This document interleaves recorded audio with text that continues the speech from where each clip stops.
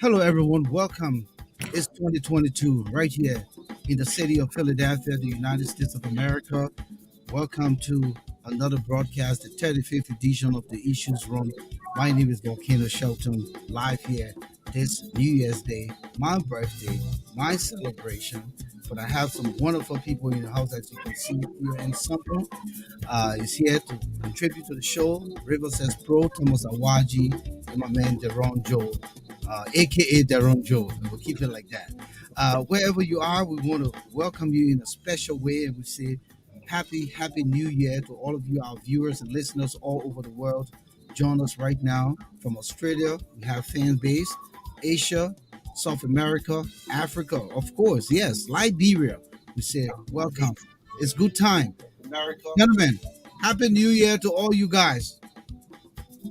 Happy New Year. Happy New Year. Happy New Year. Happy New Year. Happy birthday. Yeah, so let's go around the room quick and say happy New Year to special people in your lives. First, with your introduction and special people in your lives, and we'll go there. I'm not sure if Moses is ready, but I'll give him the opportunity to come in. Moses, are you ready? Are you Yes, queuing? I am. I Oh. am. Oh, okay. Just project a little because you sound a little lower.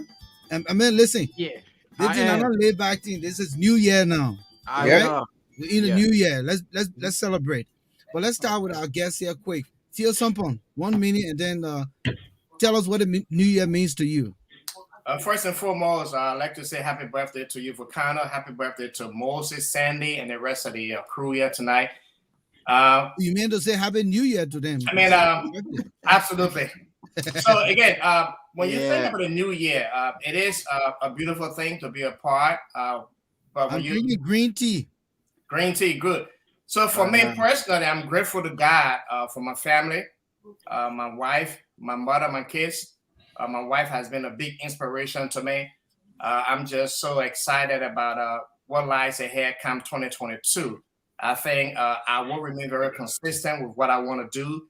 I will be very compassionate at the same time, very focused. And so I'm grateful to God just for this opportunity to be alive. So again, I will pass that on to the rest of the panel. Rivercess Pro. Happy birthday to you, Volcano Shelton, a great man with a great in the entertainment world. Happy New Year to the crew. Very grateful to see this new year.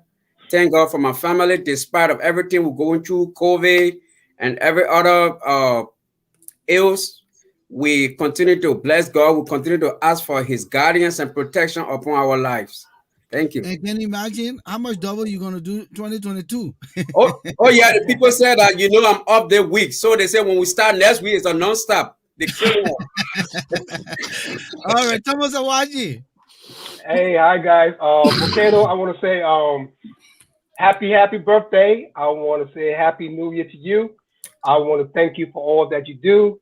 I want to say a happy New Year to the guys on the panel. I just want to say that I am thankful, first of all, to the Almighty for bringing us through another year. I want to say I am thankful and grateful for my children, my family, my friends, my loved ones here and in Liberia and around the world. And I look forward to this discussion. Thank you, Deron. I want to say happy birthday to you, first of all. And I will tell God thank you for seeing this day. It's a very grateful time to see 2022, especially with all the situation been going on in the world, especially COVID. I want to say thank you to my wife, to my family, and to the special friend, Theo Sonpon. He has been very, very supportive, and God has been on my side throughout the whole year. This year is a special year to me to spend this new year with my family. And I'm very grateful to her. I'm grateful to my kids, to my friend, to my best friend, Theo Sonpon. I want to tell you thank you for this panel. Thank you, Moses. Welcome. You got yourself straightened up now. Yes, I am. And Volcano, I want to say I am very, very grateful to the Almighty God for giving me the opportunity to begin another year. You know my history. In May of last year, I almost died. No, they say kick the bucket. I almost kicked the bucket. You know, I went to a function. My wife and I in Maryland. We came back in a very joyous mood. I went to bed and passed out. I Hmm. had not been for the sake of my wife, I would have been a history by now. I passed out. I didn't wake up. The only time I came through when my wife called the 911, the ambulance came, and this happened. My wife said she noticed that I wasn't responding while in bed by 2 o'clock in the morning. I didn't come through until 8 o'clock that morning. While on the ambulance, when I woke up, I was in shock. I said, "But what am I doing here?" And the gentleman said to me, "Hey, so you pass out, and we came in and we taking you to the hospital." And the rest became history. So I'm really, really, really grateful for the opportunity, for the grace. It tells you that tomorrow is not promised. Anything can happen at any time. Yes.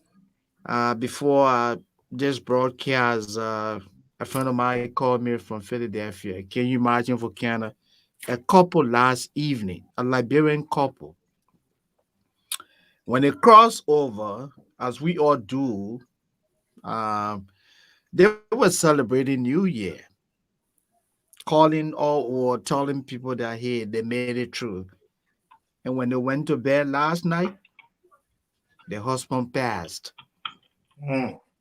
Wow. The husband is now a dead man. Hmm. It So tells you sad. that nothing is certain. Anything can happen at any time. So for those of all who the Lord has given the opportunity to see another beginning, we should be grateful. So let me say hats off to my wife, the family, and the rest of my friends out there. I want to say Happy New Year to all of you. And let us continue to pray and tell the Lord thank you for his many blessings upon us. So again, it's a pleasure being here on this platform, gentlemen, as we kick off 2022.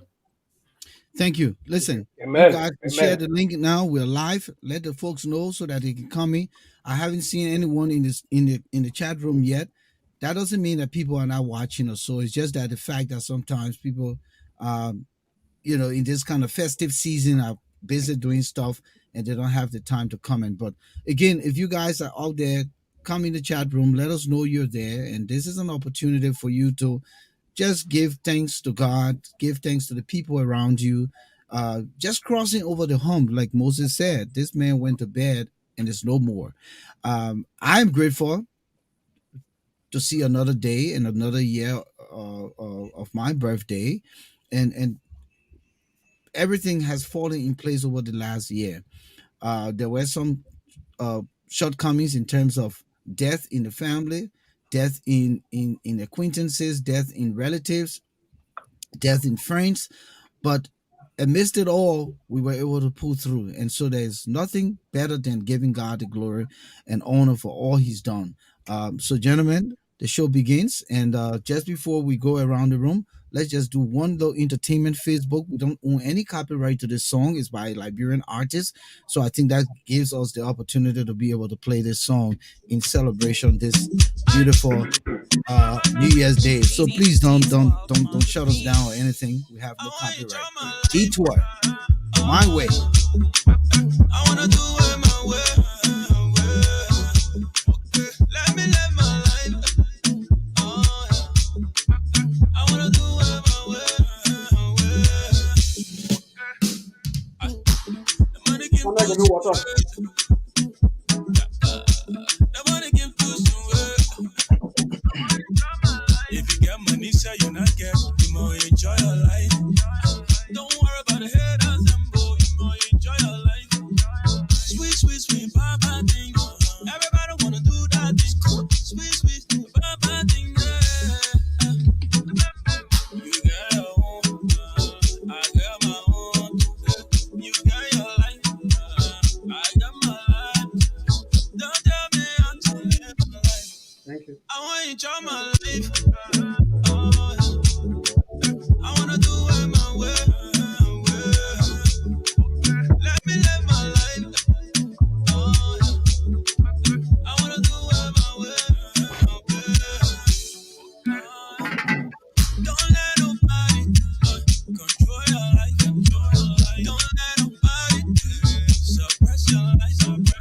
Scatter the Baba people, throw them away. For the money, penny, you want chaos. For the money, penny, you want pass your head. You get your own, I get my own. You got your life, I got my life. Don't tell me I don't live my life. I want to enjoy my life. So, gentlemen, what do you make of this song? I want to enjoy my life. Don't tell me how to live my life. But let's be practical. Sometimes the influential people in our lives can help guide the things we do. Am I right? Oh yeah, yeah. hmm It Absolutely. is a beautiful song. I It like the is. lyrics, and I also like the beat. Very, very, I mean, it's a beautiful song, but again, like you said, sometimes it's good to listen to others to guide you. You know. And you get Yeah, what? I think this song really helps make someone feel good about himself. Looking at things that they may have done and where they are. So I think it's overall it's just something that makes you happy. Okay. All right. I mean, people giving their opinion. I just believe that at some point in time, if you just decide to be reckless, those important people will come and say, "Hey, you're not doing Yeah. the right thing." I take it from that perspective. Yeah. Other people will say, "Listen, I'm an adult. I'm a grown up. I can drink and get drunk and lay in the gutter. That's my business." So I think it has its own definition in terms of how people perceive it. But let's Yeah, come to the drawing Yeah, board here. I think in life you need somebody to chat maybe most of the time when you're doing It's things. important. It's It's important. important to do that. Yeah. Very, very good. Yeah, and that was a good way to look at it. But But let's come to 2022. no, but Volcano. Okay. Just before we get to 2022, I would like to ask my colleagues to join me in saying happy birthday to you. Today is your day. Oh, but they already went around the room and did it though. Except we all want to sing the Okay. song. Maybe I was behind. Right? You were behind the the thing at the scene. same at the time. But guys, let me say happy birthday today to my friend and brother Volcano Shelton. And guess what, Volcano? What? You are celebrating along with the Minister of State Presidential Affairs, Natana McGill. So you see, your birthday is a very big day in Liberia. Oh, my Natana man. McGill Wait, is wait, kicking dust. Look. wait. Who born that man on my I birthday? think what's significant about his birthday You is say what? Wait, listen, gentlemen. Now who born a man on my birthday, ba? Oh, my man, it's between the two of you now. I know. Listen, Today's Minister McGill's birthday as well. let me tell you the truth. Natalia should know better. I was celebrating the birthday on national radio long before he even came to the limelight. So my birthday is a national holiday. But anyway, Yeah. Nathaniel, it's good to have you celebrate along with me. Who's our in Liberia maybe will be balling They're because I heard kicking dust. they say he's Yeah. doing something big and the president even went there.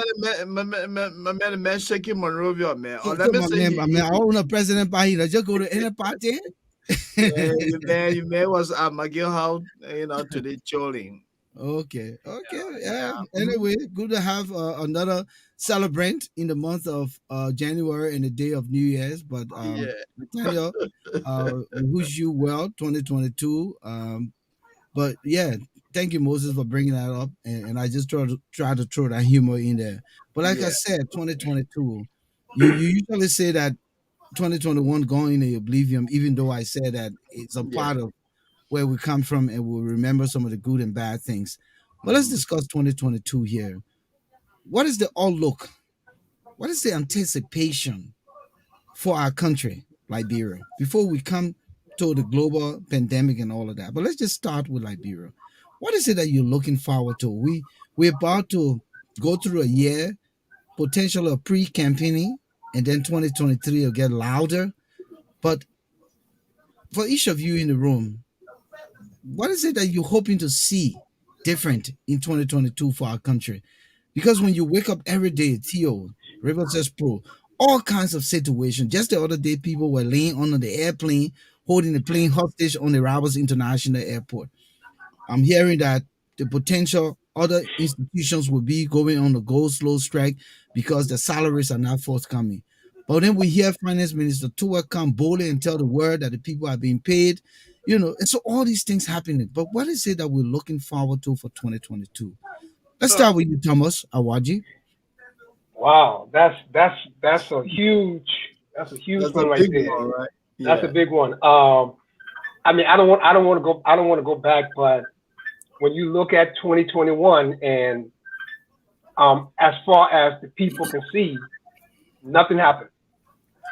So, I mean, going into 2022, I really don't know. I really don't know what to expect except the same trajectory. I mean, we can be optimistic, but the reality is nothing is happening. Nothing is being done that's positively affecting the lives of the people. We can continue to just go on that hope, just keep praying and hoping that something will happen. But from judging from the past year, I really don't see much changing as far as the current circumstances, the current conditions in the country. I'm trying to be optimistic, but I just can't pinpoint anything that I'm going to see happening different. Deron Joe. Yeah, the issue in Liberia, is at a broad spectrum because of the fact that we have to narrate what we really want to see happening. The first thing in Liberia is that our mindset means the same, and if you look at the various sector, what do we expect to see from the various sector? What the improvement we want to see? We have to measure everything the way we look at it, because generally we look at, people not taking pay, or is the government making progress or not making progress? So to discuss the issue is a very broad issue that we need to narrate. The question is to Yeah. to you being definite. What is that thing that you looking forward to? Okay, This is for me, part of what I your want hope to for see, the country. yeah, what I hope for the country is for the government to be more transparent. Okay. And empower Liberians, because there are technicians in Liberia who cannot even get contract, and foreigners are getting the contract, and Liberians are not getting the contract. So if the man went to school and he's a technician in a particular area, you're not allowing him to get contract or giving a job, that means you're killing the country, you're killing the dreams of the country. That is very important. And you can attest to that because you spent years in Liberia trying to regroup and do something in the country, right? I was in Liberia for 3 years and a half. We developed an e-security system. The only company that there with us that gave a contract to do it was Total. Today, Total gas station, they monitor the station from the head office. But the Liberians are working in that area cannot even allow us to be paid the way we expect to pay, because our retention, we cannot even get it because they always on the undercut. The transparency is very important in Liberia. It's very, very important. Yes. Rivercess Pro, what is it that you're looking forward to? Well, the past year has been a disaster, I must admit. A lot of bad things. I want to be a little bit optimistic. I want some improvement in the area of healthcare, education, security, ritualistic killing. Well, it has subsided a little bit. Hopefully, it doesn't come back up. Mysterious disappearances and death, rape cases on the rise. I want the government to do its best to tackle these issues. They are. I mean, with all security, you cannot attract investors. People are scared. And I mean, look at our educational system. Look at the University of Liberia. Look at the security apparatus, like everybody for themselves. People shooting all over the place and all those kinds of things. So I want to be optimistic that at least this coming year, the government will kind of make a U-turn and see reasons to prevail that he has to pay more attention to the country and every other negative things that are going on there. Hopefully the government does, and that's just my hope. Now, hope, my literature teacher used to say, hope is not a guarantee, but you still got to hope. So that's what I'm hoping for. Yeah. Mr. Sonpon. So I think for me, primarily, I'm hoping to see more of the transformation or change with respect to good governance. I'm really hoping that we can have some sort of increased economic opportunities, and if the government can really tighten up, with respect to security and the rule of law, I think there could be more potential for Liberia overall. So there's a lot of work that could be done, and I think Liberians, I think they're very resolved to be a part. So we need that to form that partnership with the government in so many different aspects. And so I think if we rally around those key issues that matter most, we should be able to make a difference. Your Excellency Moses, what are you looking for? Yeah, look, the expectations are many, and I would just like to summarize. And 2022 is a very critical period for Liberia as the country prepares for elections in 2023. So we expect to see a Liberia that will be peaceful and stable, a united Liberia. We want to see good governance at its best because now Mr. Weir and the CDC will be under the limelight. People will take a closer look at them to because they are craving for retention of power. So the expectation is that they will be able to demonstrate, good governance at this time, where the rule of law will be highly respected and adhered to by all Liberians. Again, like some of you said earlier, Liberians want to see improvement in areas of health, education, and other areas of the country. The greatest challenge Liberia, like any other country, is faced with right now is the global pandemic, the COVID, the situation of COVID. COVID has ruined the economies of the world, and Liberia being a third world country, faced with such challenge, you know, um, she really have to do a lot of work in making 2022 a successful year for the people of our country. Yeah, Volcano. I mean, from my perspective, you guys have said it all, and it comes right back as a go merry-go-round. But the honest truth is, I think that key area that someone touched on was the rule of law, and that is what lacking in Liberia. The judiciary system is being derailed by the executive branch. The legislative branch is also being derailed by the executive branch. They've put all powers in the executive branch that they're Mhm. not able to function in their personal or unilateral capacities, and that is why the whole country is in a disarray.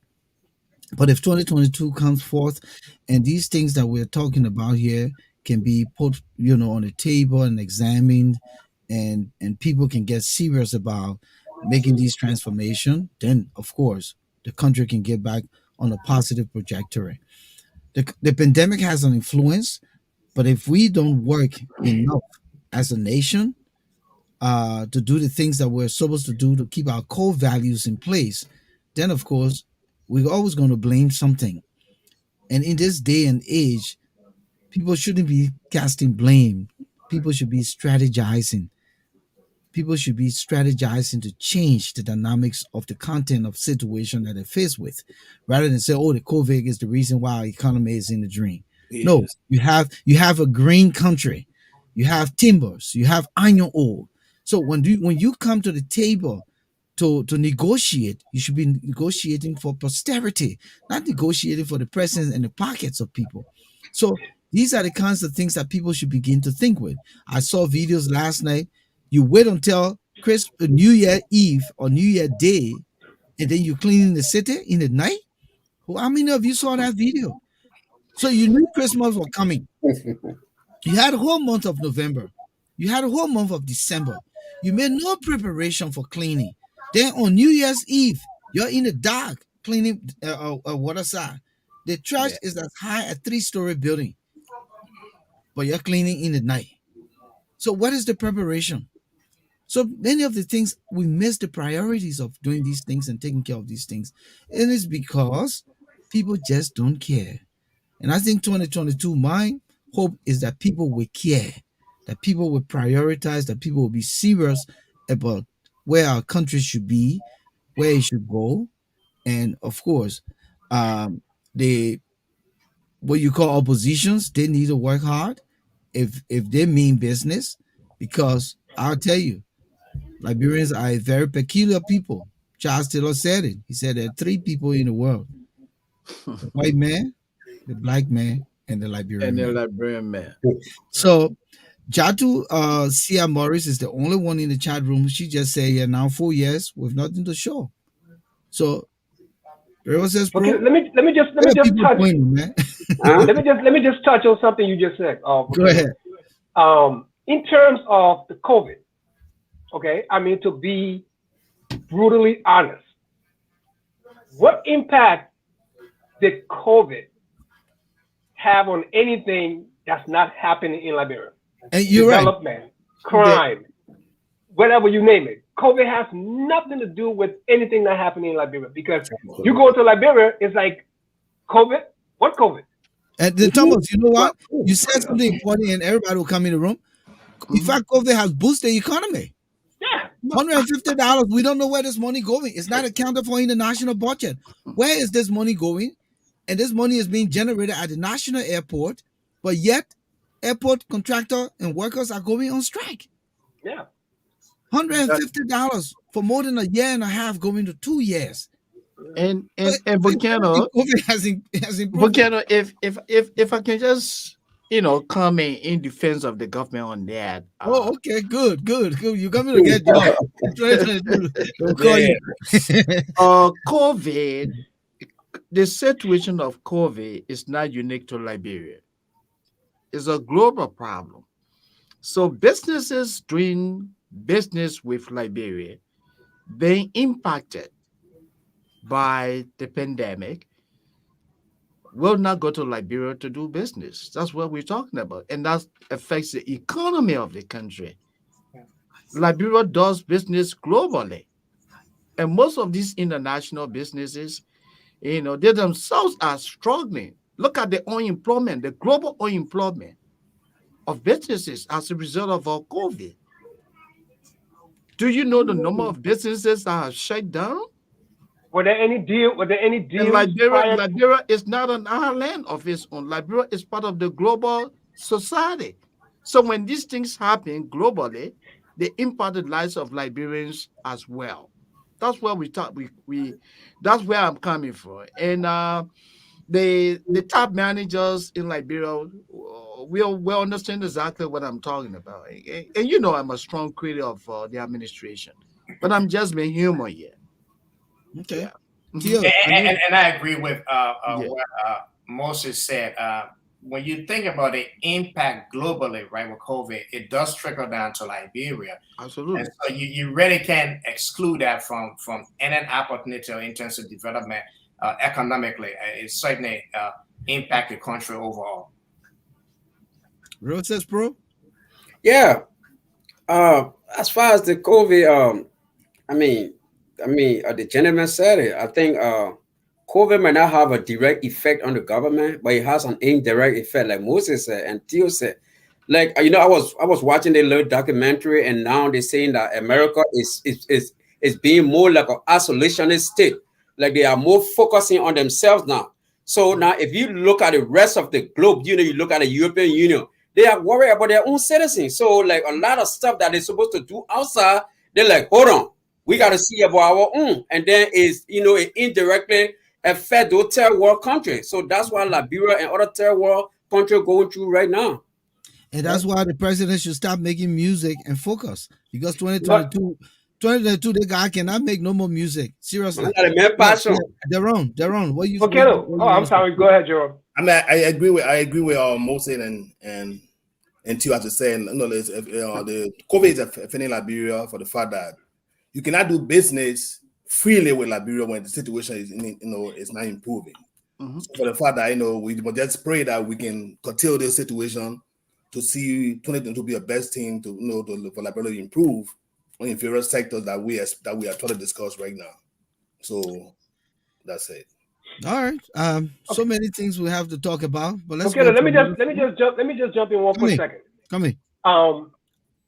When we look back at Ebola, okay, there was so much going on in the country that Ebola actually affected what was going on. Yes. When we're talking about COVID, okay, I know Moses talked about businesses. I mean, what was going on? What business deals were in the work that COVID affected? In Liberia. I can say, if you think about the hospitality business, the industry in hospitality, people Yes. traveling, hotels, and things of that kind, certainly got impacted. So the government may not have had an opportunity to generate enough revenue or taxes from those kinds of businesses to help themselves. Absolutely, Theo. Even the supply chain industry as well, the shipping industry, they also affected. Also. Yeah. And I Yeah. think the port of entry too, like robbers, people, the more people are supposed to come in, but they're like, oh, a lot of people not traveling now, because of COVID. So, I think it affects our port of entries and Oh man, go transportation. And people are Maria right now. traveling. Go Maria right But- now. And see no more people are there. He said people ain't driving. I People beg you. are traveling. Come on. No, look, the But problem. Moses, Yes. okay, yeah. Mhm. I think we're talking about the low subtle investment that will have come in. All right, but we're looking at what we're doing internally with all of our mineral resources that will keep our economy rather robust and thriving. Yes. That's what we should be focused on internally. We can always cast the blame, and I think that's where Thomas and myself coming from, because Liberia was never any better than the COVID, and if we continue to depend on the Ebola and the COVID experience, then we're not going to get any better. One of the things I've always said here is that in leadership we use crisis to make a mark. You cannot have a crisis and fold your hand. These are the kinds of moments that determine a good, governance. And that's what we're asking. Rather than sit there and cry, the health minister should be sitting with the president.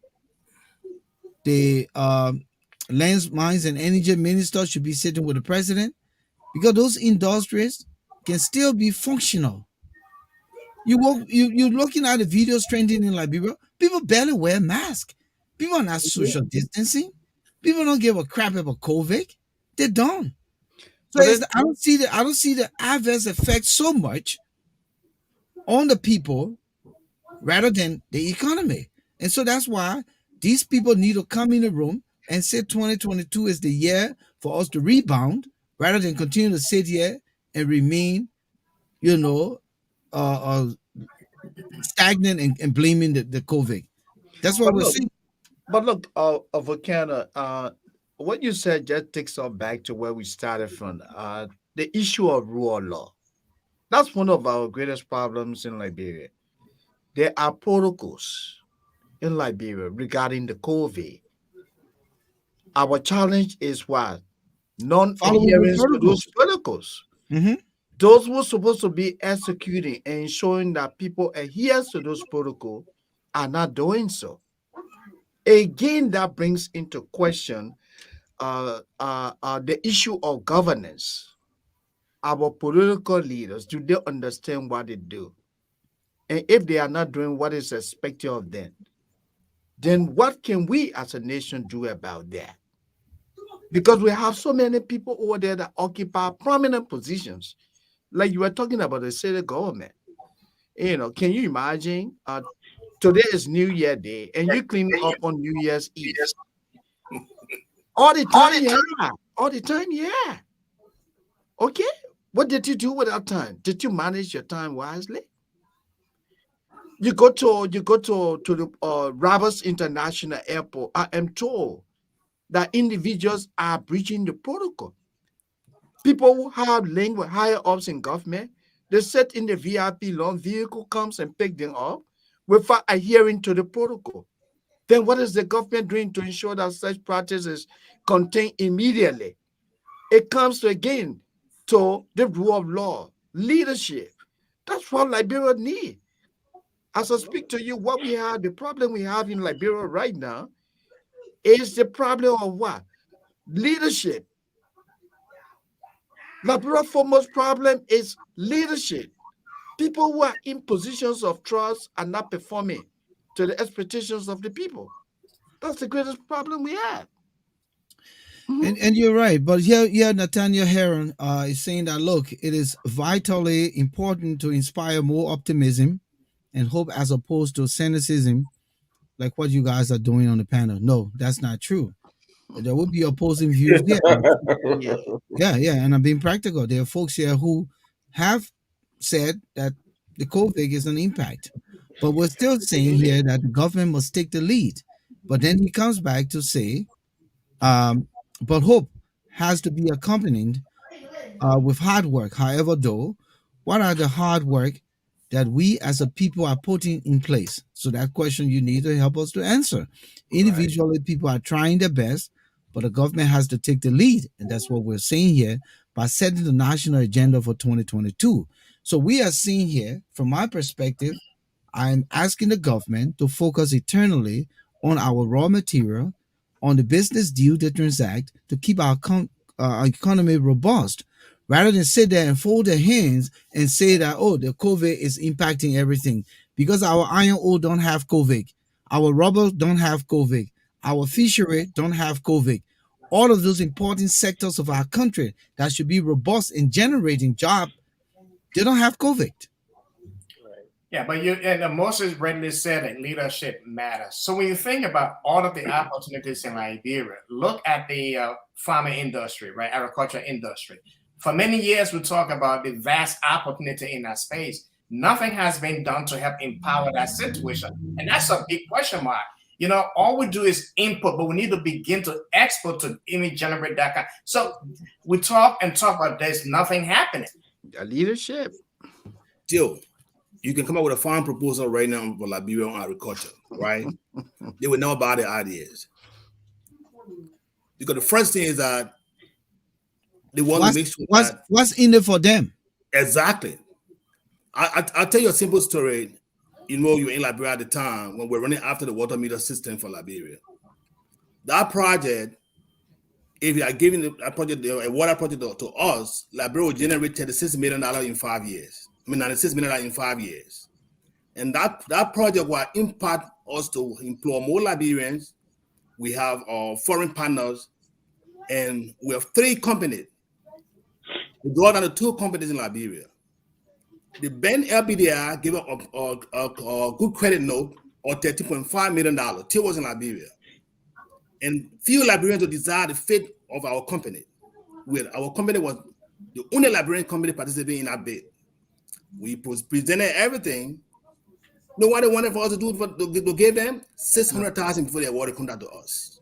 And the bank said, if you give the Liberian the contract, we gave you the money, but give them the contract first. They never awarded the contract to us. They gave it to somebody from. I didn't hear that. Did you say they asked for a bribe of $600,000? $600,000. Oh, Moses, stop US stop dollars? Stop Moses, you come know, on. $600,000 US dollars? $600,000 US dollar. Wow. Yes, right. Moses, you haven't been going that long, Moses. Yes, right. Yeah. But and that's the that's absolute bad- truth. These that's things bad happen country. every day. Every Yeah. day. Even foreign investors have this kind of complaint. And that's why some of the foreign investors, they go in knowing that they got to come out as winners. Yeah, and they in there. Yeah. The other company took them to Ghana and gave them $200,000. Look at that. Put them in a hotel, give them some cell phone and tablets, and they felt they have arrived. They come back, look at my cell phone. But we can't continue to trade our country. So that's what we're saying. For 2022, the things you didn't do well in 2021, you must make improvement. And even in our individual lives. Yeah. When I said my prayer this morning, prior to my birthday and then into my birthday, there is a scripture, and I'm going to share this with you, and that's my resolution for the new year. 2 Timothy 2:26, that I may recover from the snare of the devil. It means that the snare is a net that the devil hooks all of us in and try to use up to his advantage. But you got to fight to come out of that snare, out of the net, and find a way to do the positive things that you failed to do the year before. And so government should be able to do same. Ministers, I tell you, ministers should have their own resolutions as to how they're going to turn the ministry into something positive. Departments within the ministry. You said the Ministry of Foreign Affairs, you have the passport division. It doesn't have to come down from the president, neither the Minister of Foreign Affairs, to tell you what to do in your department to make your department user friendly. You have the director of passport should go to bed and wake up and say, listen, this is what my plan is for 2022 to make the process of passport awarding passport, giving passport should be more fluid in a way that the bottlenecks are cut and people get a passport. But everything has to come from the national government, from the leadership. You know, we can't operate like this. So when we put people in position, we put them in that position with the independence to be able to operate, thinking outside of the box, bringing new ideas, fresh blood into your different departments, and then they transcend up to the ministry, into the national government, and so forth. And that's what we're asking here. Everyone in leadership should have that ability to think and process, to find newer ways to make things better for your little cluster that you're dealing with. And Theo knows it. He works in the bank. Yeah. He got to be fighting for his branch to do well, because a lot of time they get what you call quota or my incentives. Yeah, incentives. So so you got to go to bed and wake up and say, oh, wait a minute, this is what I have to do. When I was a broadcaster, I go to bed and wake up with new ideas to make my broadcasting and my program different. Yeah. You know, and I think the question, beautiful question. I think the question, what will be the agenda for 2022 from the Liberian government standpoint? What do they need to stop? What do they need to change? What do they need to continue? And using this platform really would add even more pressure. So we need all of these platforms to become an advocate. And when you think about the Liberian public, itself, they're not really inclined to understand what public servants means. And so I think gradually people are now becoming. And just give me 1 second, Theo. Nathaniel Heron, just text me your email address. I'll send you the link right now to join us, and maybe you have something to offer. Just send me your email, text me your email address, and I will bring you in right now. Continue, Theo. So a lot of Liberians, they are, for the most part, not inclined to understand what it means to be a public servant because of the poverty-stricken situation in Liberia. They will take anything for whatever you have to give them, but we need to begin to educate them in so many different ways to look for what matters in the future, right?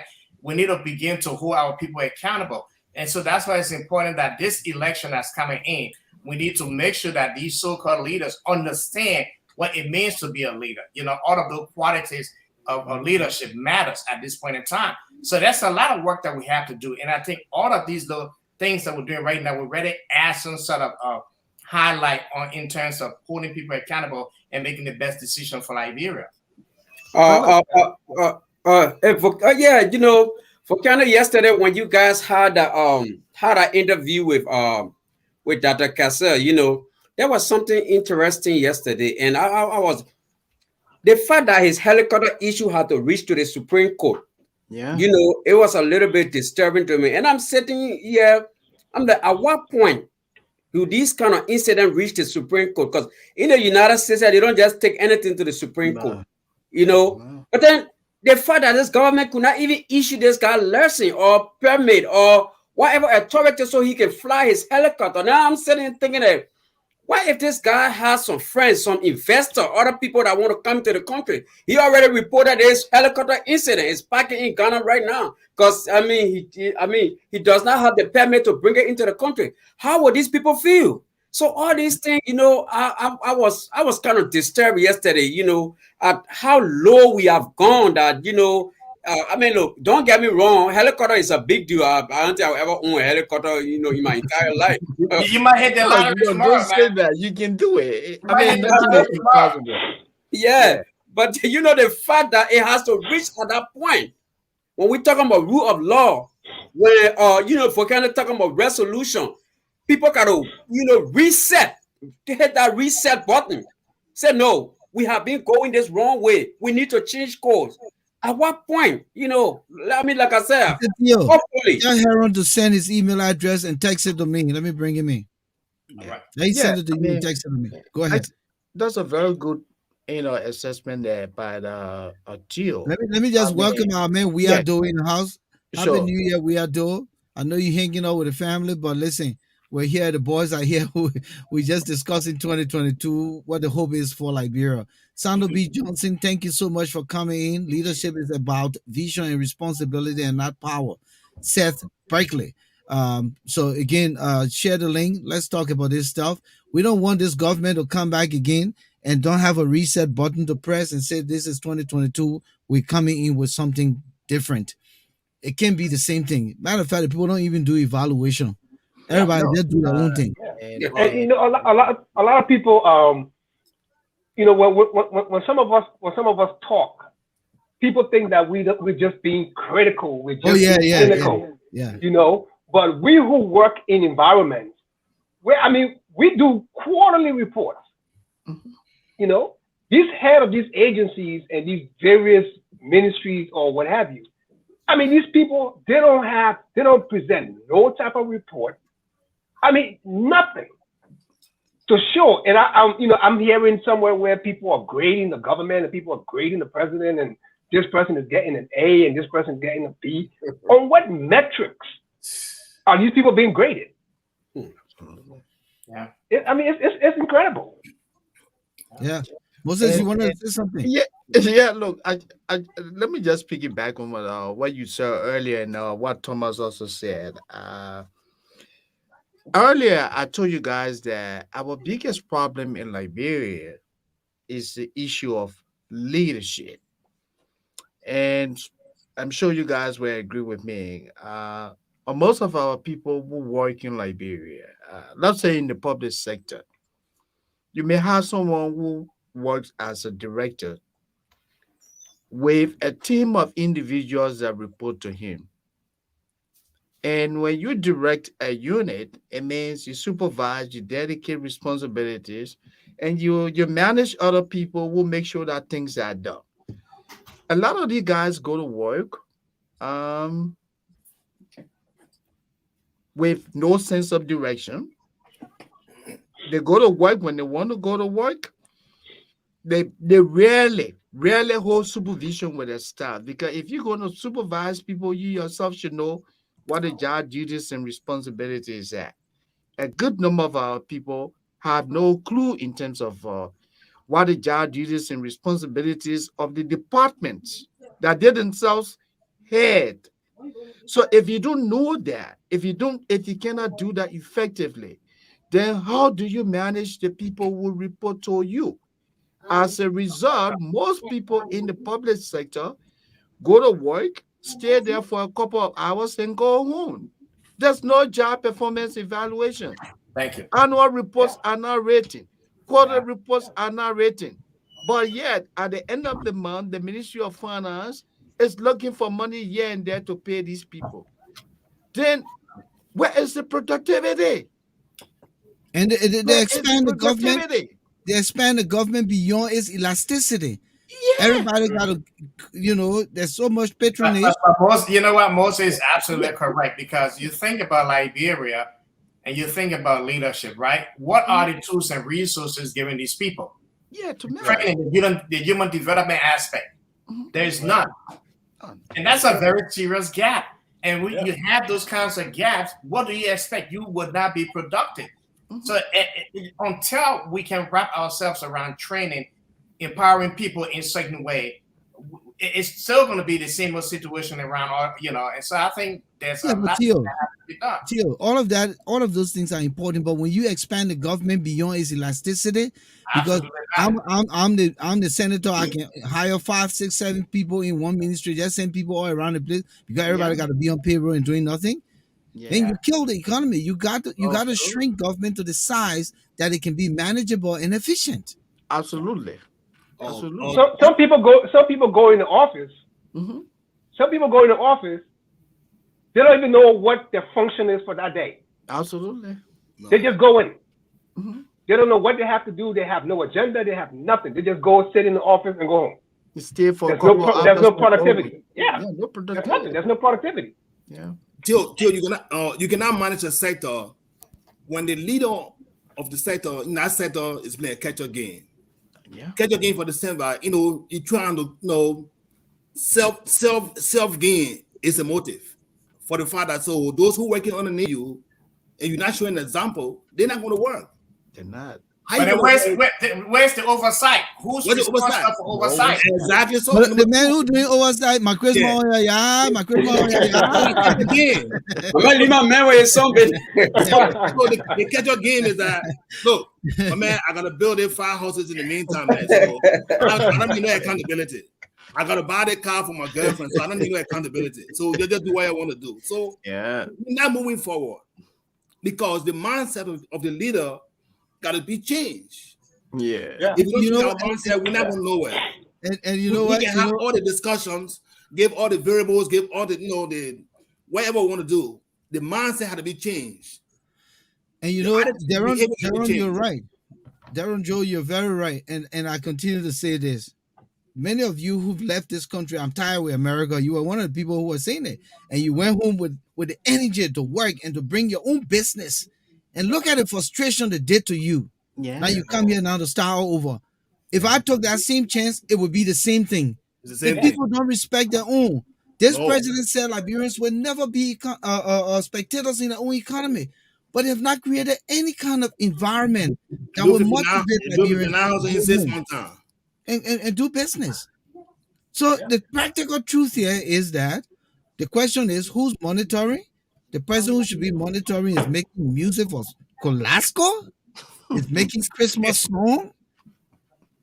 But people, we're playing here. 2022, if President Weah don't change this hem of leadership and make sure that he's positive about the well-being of the Liberian people in all aspects of the world, and the opposition don't get their acts together, I'm going Liberia and declare my presidency too.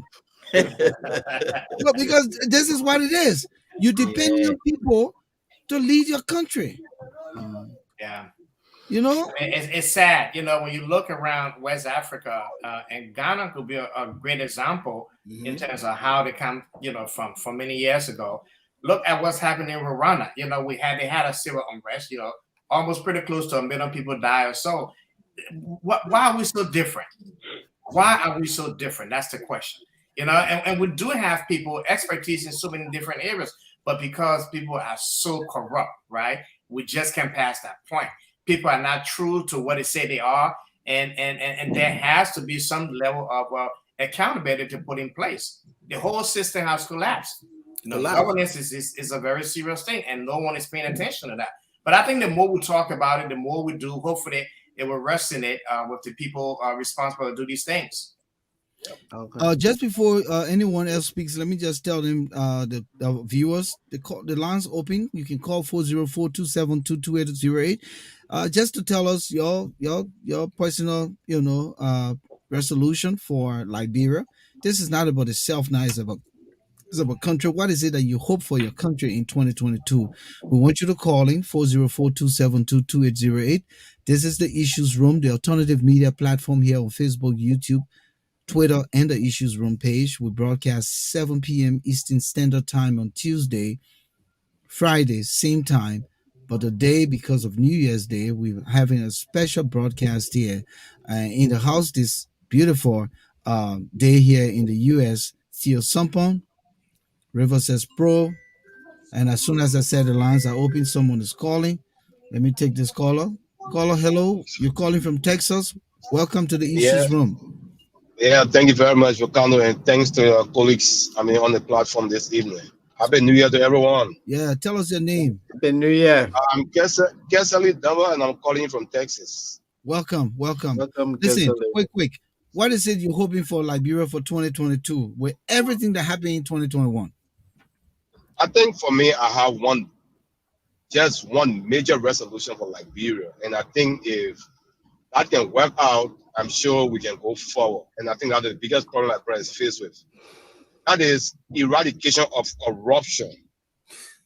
I think corruption is the biggest disease Liberia has right now, and corruption is tied to almost every developmental aspect in Liberia.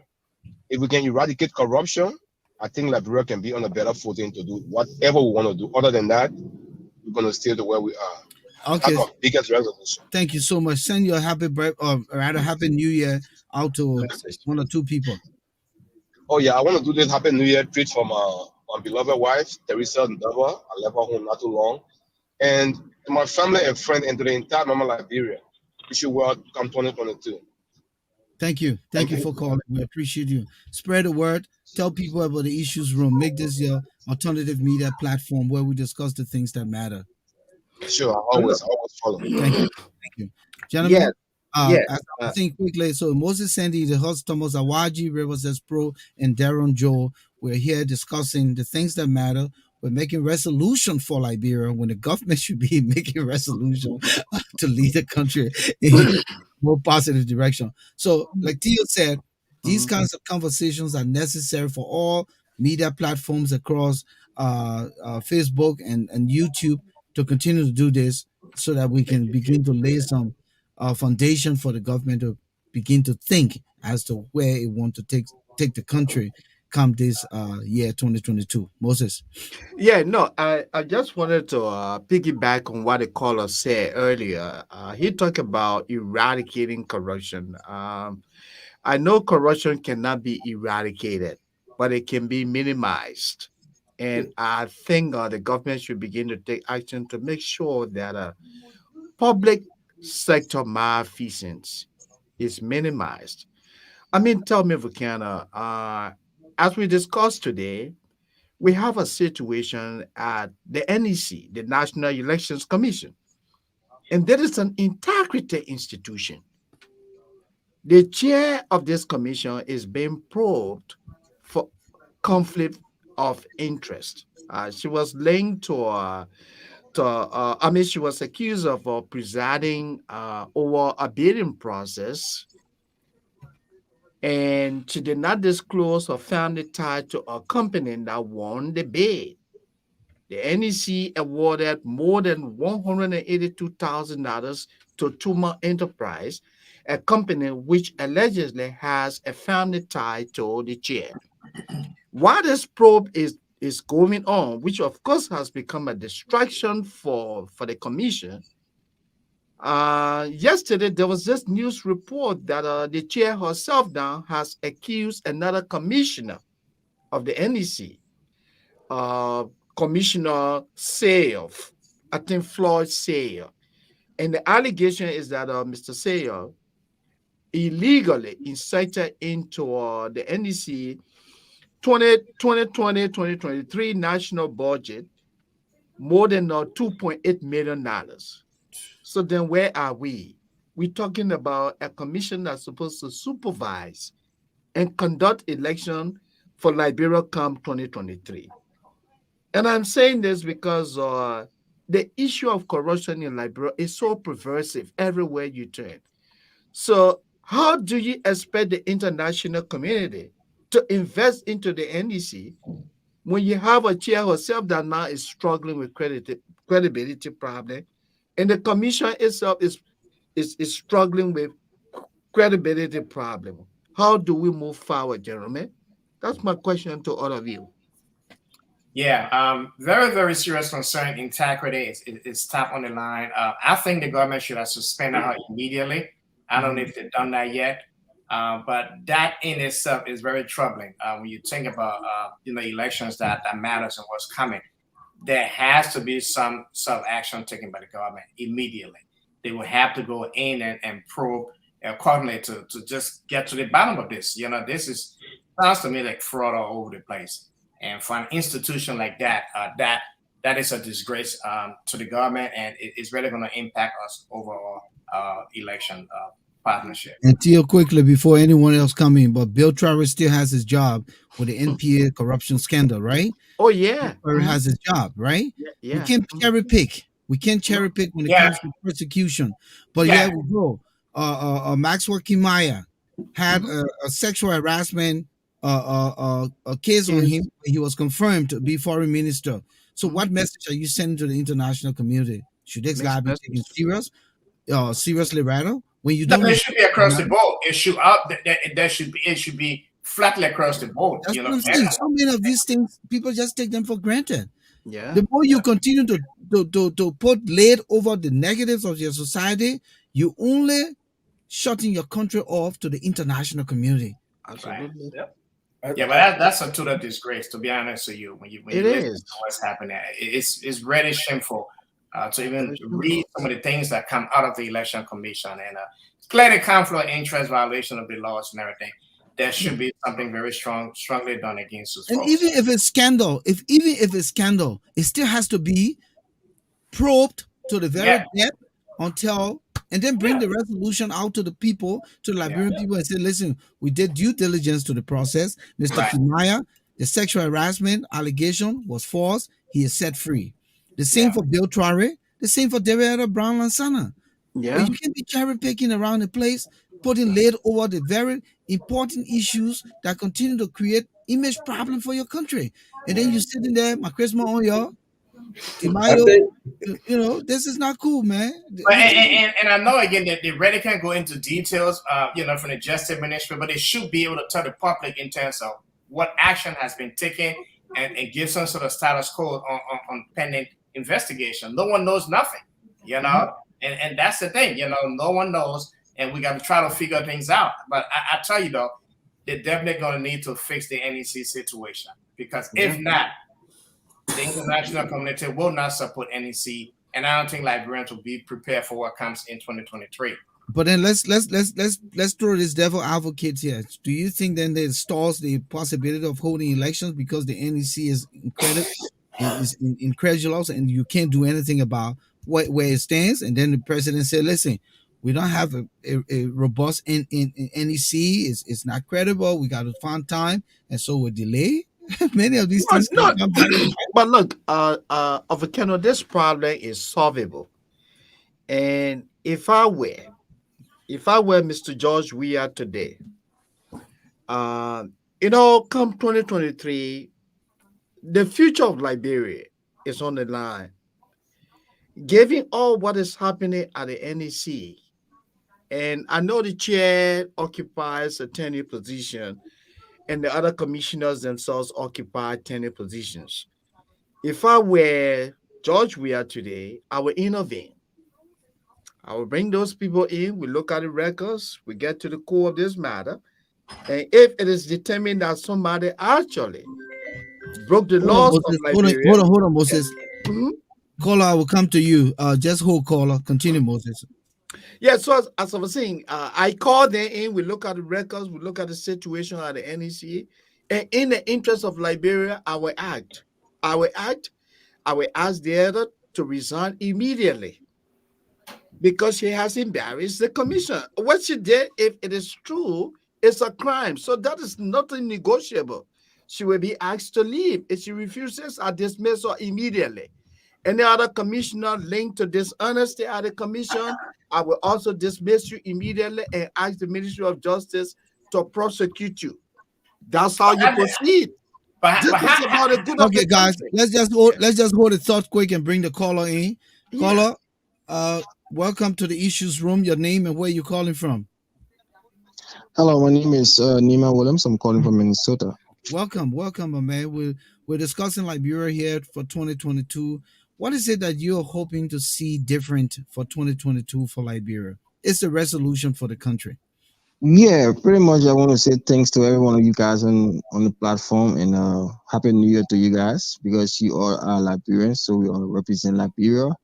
And then those in the country I want to say happy New Year to you if you're watching. And we tell God thank you for crossing you over. You know that we had Ebola, then we have coronavirus.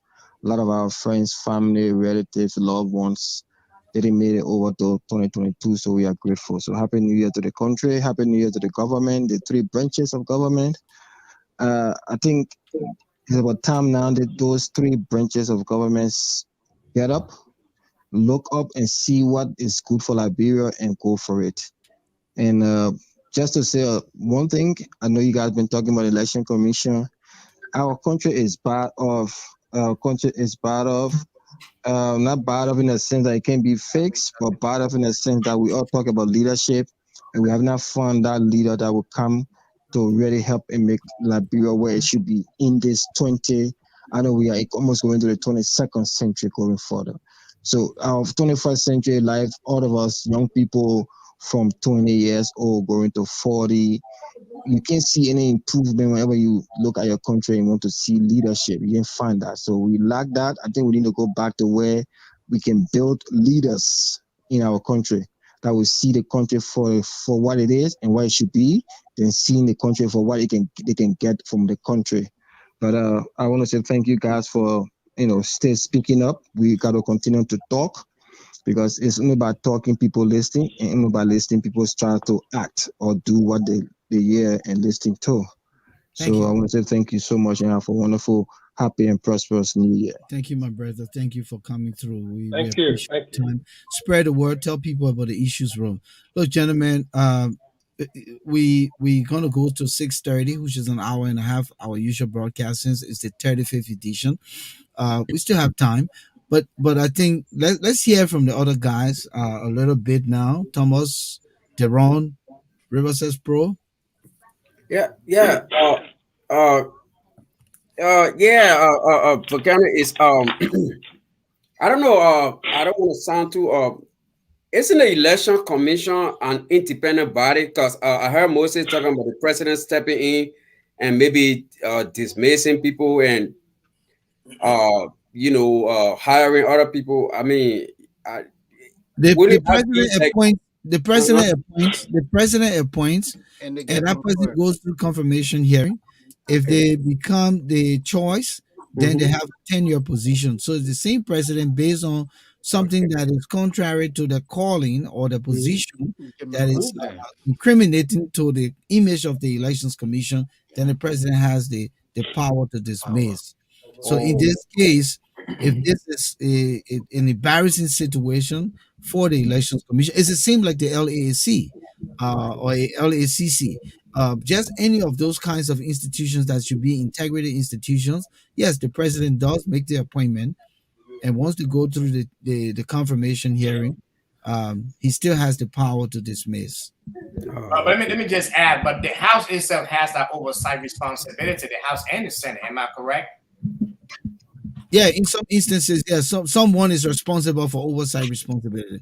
So if the president don't want to immediately step in, he can use Right. that person who has oversight responsibility to intervene.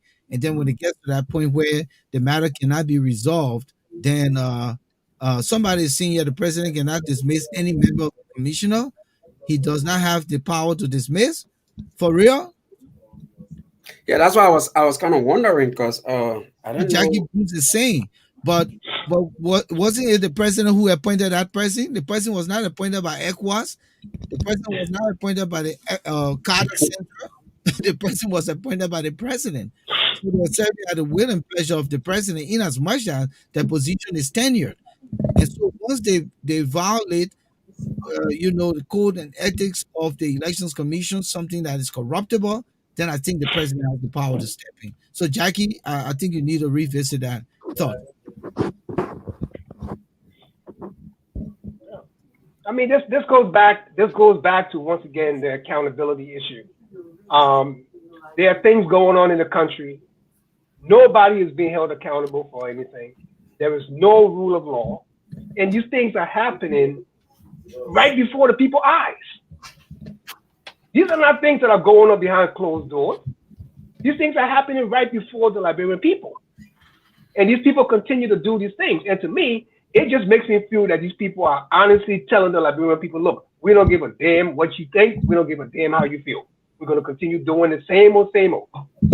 So it's up And to that's the what we're Liberian trying to people. make sure that people start to change and rethink 2022. Jackie Yeah. comes back, he says the president can appoint but cannot dismiss, same as the Supreme Court. The Supreme Court position, I believe, is life. The tenure thing is few years. But anyway, Jackie will research. Thank you for the information. We'll go back and look at the clauses that bring those people to prominence in the Elections Commission and see whether the president can terminate thank you for that point. We will take a look and we'll come back and make that correction as necessary. But gentlemen, let us not dwell on the elections commission piece too long. We've talked around the room about some of the things that we're looking forward to see the government does for, even in front of a police officer, they attack you and nothing is done. Well, yeah, but James David is saying that and that's another thing. And let me just bring this in. So here's another thing that happening in Liberia, which is outside of this conversation, but it comes in because I think this is a very important point that he made. Somebody saying here again, Midfield Deco said the Supreme Court is a separate branch of government. So, so we got to really do some deep research, because when you appoint the Supreme Court members there for life, it's a separate branch of government. The National Elections Commission is an arm under the executive. That arm was created to serve for election purpose, and the president can appoint. But we'll clarify some of those things. Thanks for the input here and there. But yeah, let's come to this issue. So we got Pimpin' Man, there are more than 10 million in the country. You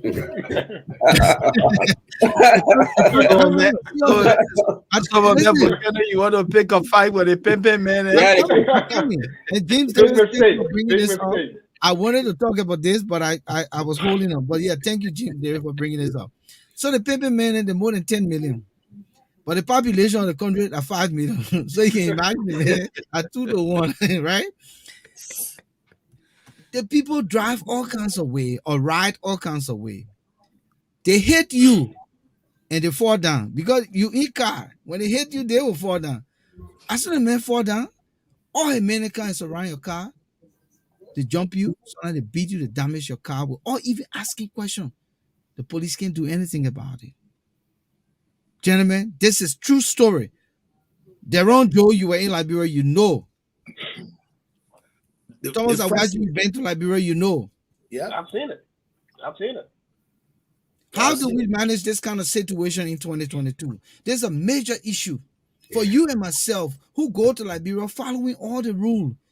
When I get in a car, I'm looking for the traffic light. The traffic light is green, I stop. The other man passing by me, like the light, red rather, and I stop. He passing by me on the red. Yeah. You're cussing me while I'm sitting down there. You stupid, you can't go, but the light red.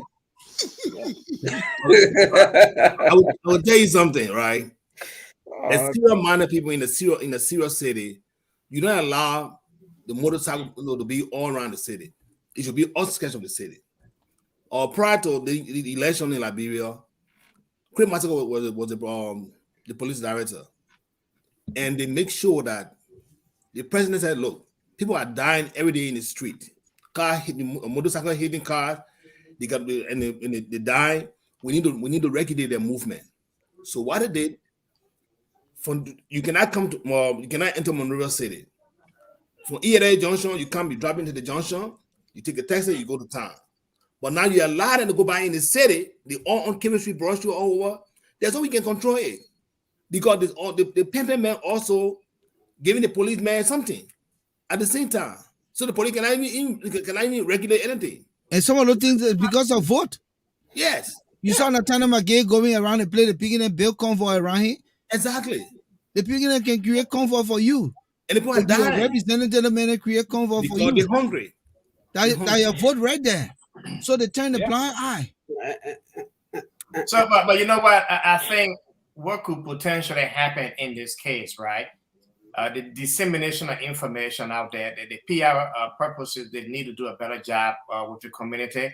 And I think the police already need to enforce the laws. But there has to be some sort of a public announcement about these kinds of situations. But people, they really don't understand these things. And the Justice Department administration really truly needs to do a better community work with folks over there. Theo, you're talking this in ABC, my man. But you gotta start somewhere. Theo, the people started somewhere. Let me tell you something. Liberia is a lawless society. Yeah, very lawless. And I stand on the book by saying this because that's a fact. You're right. I'm packing my bags now to go again, and I got to deal with this kind of stuff. Yeah. When are we going to see reason to change? I think Volcano, I think Thomas mentioned a very important word, accountability. When at my job, everything we do there, when I first started, they got everything in the computer. We supposed to run 30,000 feet a day. We got setup time, mess around, I was trying to be slick with it, that Liberian attitude. Yeah. Right there, I just heard a call from everybody got a loudspeaker right by them. I'm looking around like, what happened? And they called me and they said, well, you passed your setup time. I'm like, oh. So now everything is being monitored. Yeah. If you don't make that number, if you don't get that 30,000 run per day, you have to put it in the computer. Why? And the reason has to be authentic. You can say because somebody went in the bathroom or this, that. No. You see, so that's one thing that is lacking in Liberia. That accountability. People are not being held accountable for things to do. People get away with it. And let me ask you, they're going to come back to you and say, well, we don't have the resources. We don't have adequate resources to enforce these things. What do you say? Devil advocate. What do you say? They don't have the adequate resources We have in every given situation. But This is Theo, a serious problem. So are we saying, Moses, you're coming quick? Are we saying that 2022 that just loud nose we're making no resolution? I already said it. Thomas already said it. Thomas said you are pessimistic. Because Theo here playing devil's advocate. He's trying to advocate for the government. No resources. But if the president can take time of the people and go in studio to make happy birthday on your and say good the Matek Colasco Jamaju de Balazes and he doing things and all those things, the time of the people, he's not utilizing it. Then what we going with this? I mean, it is a serious issue. Yeah. Truthfully. So It what is- is 2022 going to deliver for us as a country? So Volcano, I would just say that we have said this repetitively. Exactly. Our problem is the failure to adhere to the rule of law. We do not have managers who are interested in ensuring adherence to the rule of law. Unless we work on that, everything will just be a waste of time. And Moses, let me just hold you right there. We have Yeah. one or two managers with good intent, Mhm. but the people outnumber the one manager and they make the man Yeah. corrupt. No, but the point I'm making here when I say managers, That I know were about it. I can Mhm. leave from here with all this education, all this knowledge, all this accountability factor built in me by the kind of work Theo is seen. And he Yeah. gets to Liberia, he try to put his thing in place and say, look at the newcomer here. You can't have the Look, constant power eating. I And tell the you, people then start No, pushing you Yeah, instead of that's no, a fact. no, Moses, Volcano, Kenny, Volcano, yeah, the wait point. for Jerome. Moses, wait for Senny, Jerome. He's Senny. in there. Okay, Go Jerome, ahead. go ahead. we have a bar system. Mhm. To repair it, it requires serial minded people. Absolutely. Look, you get a contract awarded to you. You just sign the contract. You ain't even get no payment yet. As soon as you get in your car, the guy's gonna call you. Where are you? So what happens? I get 10%. Initially, you don't discuss it. So I told you, it's a catch-up game in Liberia. Look at the past law. I didn't have anything. I didn't build a house. They made me director for wherever. The first thing you think about is, how do I gain from this place? Not to do the job right. So we can discuss every issue on the panel. We need to set a variable and decide what we really want for Liberia, because the leader got to take the lead. We can talk. If the leader is not prepared to go on radio and say, look, this is why I think I want to see. If you don't do this, I will take the action. We can talk from now to whatever time. Nothing going to change in Liberia. The mindset remains the same. Let me bring this caller in quick. So- Let me bring this caller okay. in. Caller from a 1375 number. How you doing? Good. Welcome to the issues room. Yeah, I was just listening to the brother talking about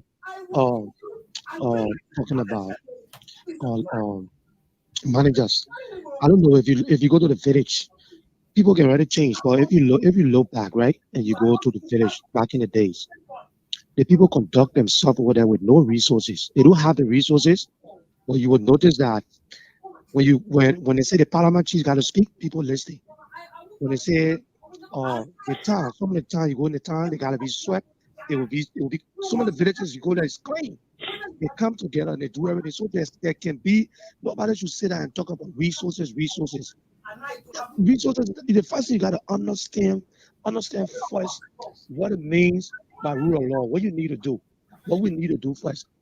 Right now, we're at the point where nobody could, I don't know, the people just sit and just think that the international community, that someone at big house with money just sitting out there, you're just supposed to go to get the money to you. You bring it up Liberia, then you kind of do what you're supposed to do. No, it don't work like that. We got to start understanding what we need to do. Let me tell you a story. I went to Liberia to go visit, and I live in a community right next to my house. You got folks in that community that are all educated, got good jobs. One second, caller. Someone has something on in the background. Could you just lower it? Who, me? Anyone on the panel? Maybe it's coming from It could you. be. I think Okay. I'm watching something like It's better? Theo, Okay, just, go ahead. you Go got your ahead. television It's on? muted. Let me That just TV is listen. muted. I live in You the gotta be community. behind the phone. You got middle class folks in a community who consider themselves to be middle class, sitting in a community. There's a place close by all the hard trash. They dump the trash, when everybody build fence, the feed mosquito can come over the fence to come and touch you, you know what I mean? Mhm. So then you get your fence, you secure mosquito will not touch you. So you can put the trash close by it, somewhere close by the yard, and you feel you connected. That's the mentality they have. Okay? So what we did, we decided, you know what? Let's come together in the community and see if we can, get rid of the trash. You will not believe it. We sat there, we clean up that place, fix the place, clean everything in that place. This has nothing to do with government business. We all live in the same place. Clean the place, burn the trash and everything. Guess what? There's people who consider themselves to be people that got knowledge. King Rabbi said, oh, yeah, thank you. They were putting the trash right by in the place. Right in the place, they were putting it there. And I couldn't just understand it. They had a wear. They wear how, the draw bucket? When they draw bucket, they used to draw the water.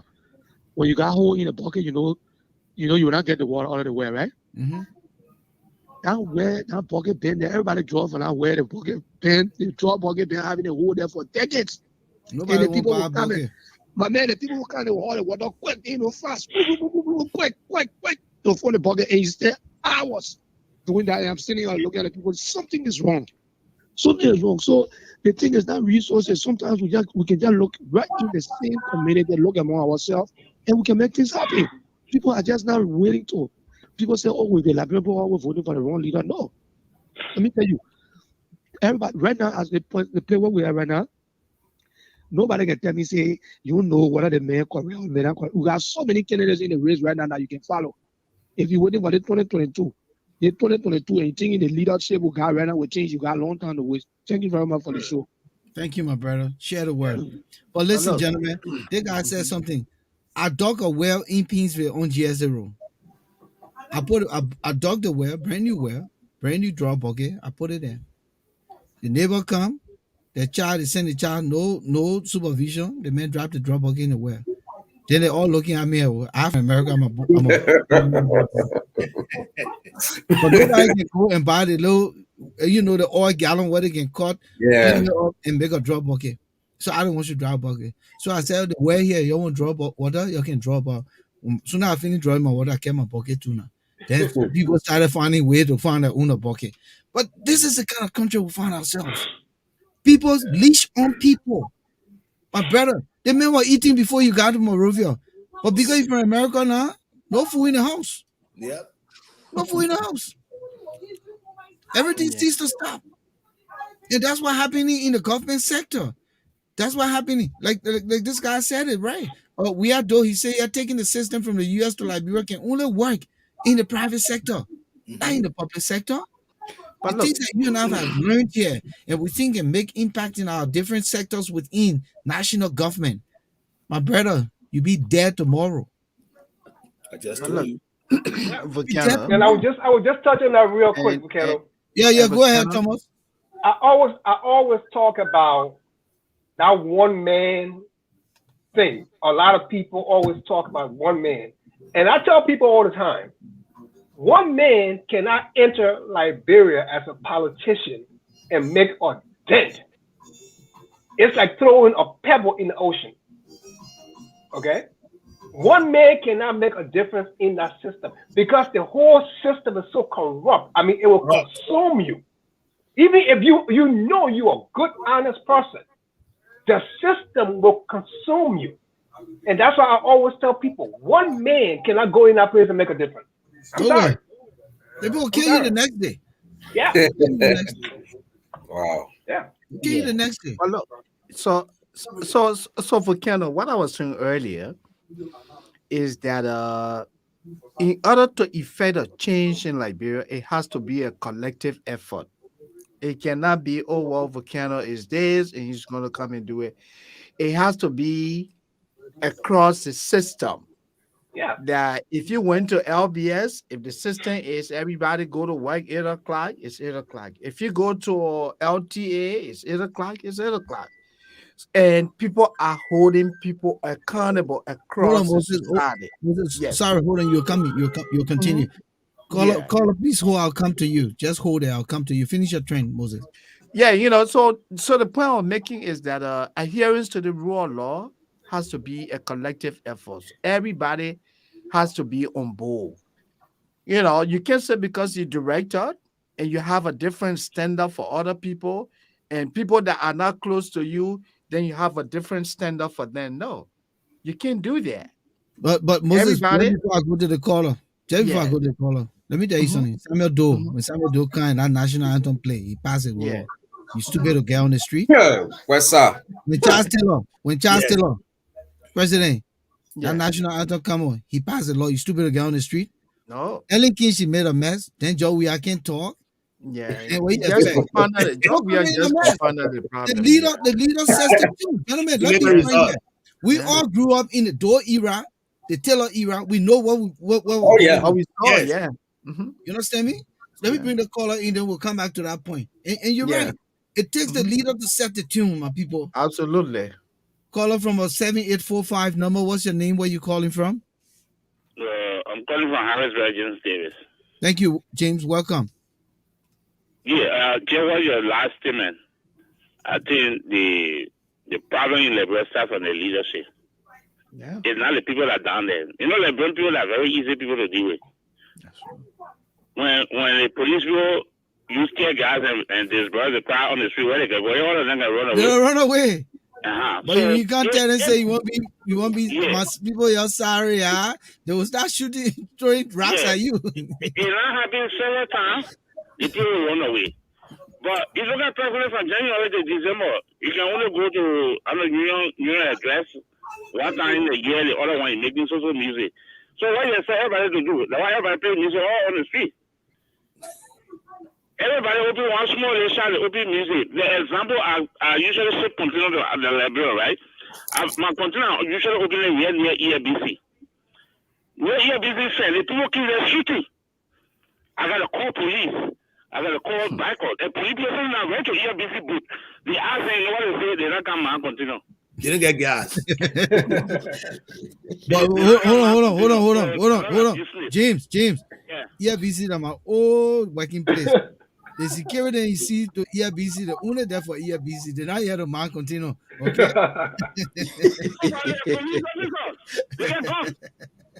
So you want to tell me so if you stop, but I can't go to there. Oh God. Wow. No, it's a serious problem. I told the gentleman it's wrong. I told the officer when I came, I said, well, why you not ask the people question? They know the people like he. They say, mama, what deal with the people there? These are problems that we get in the book.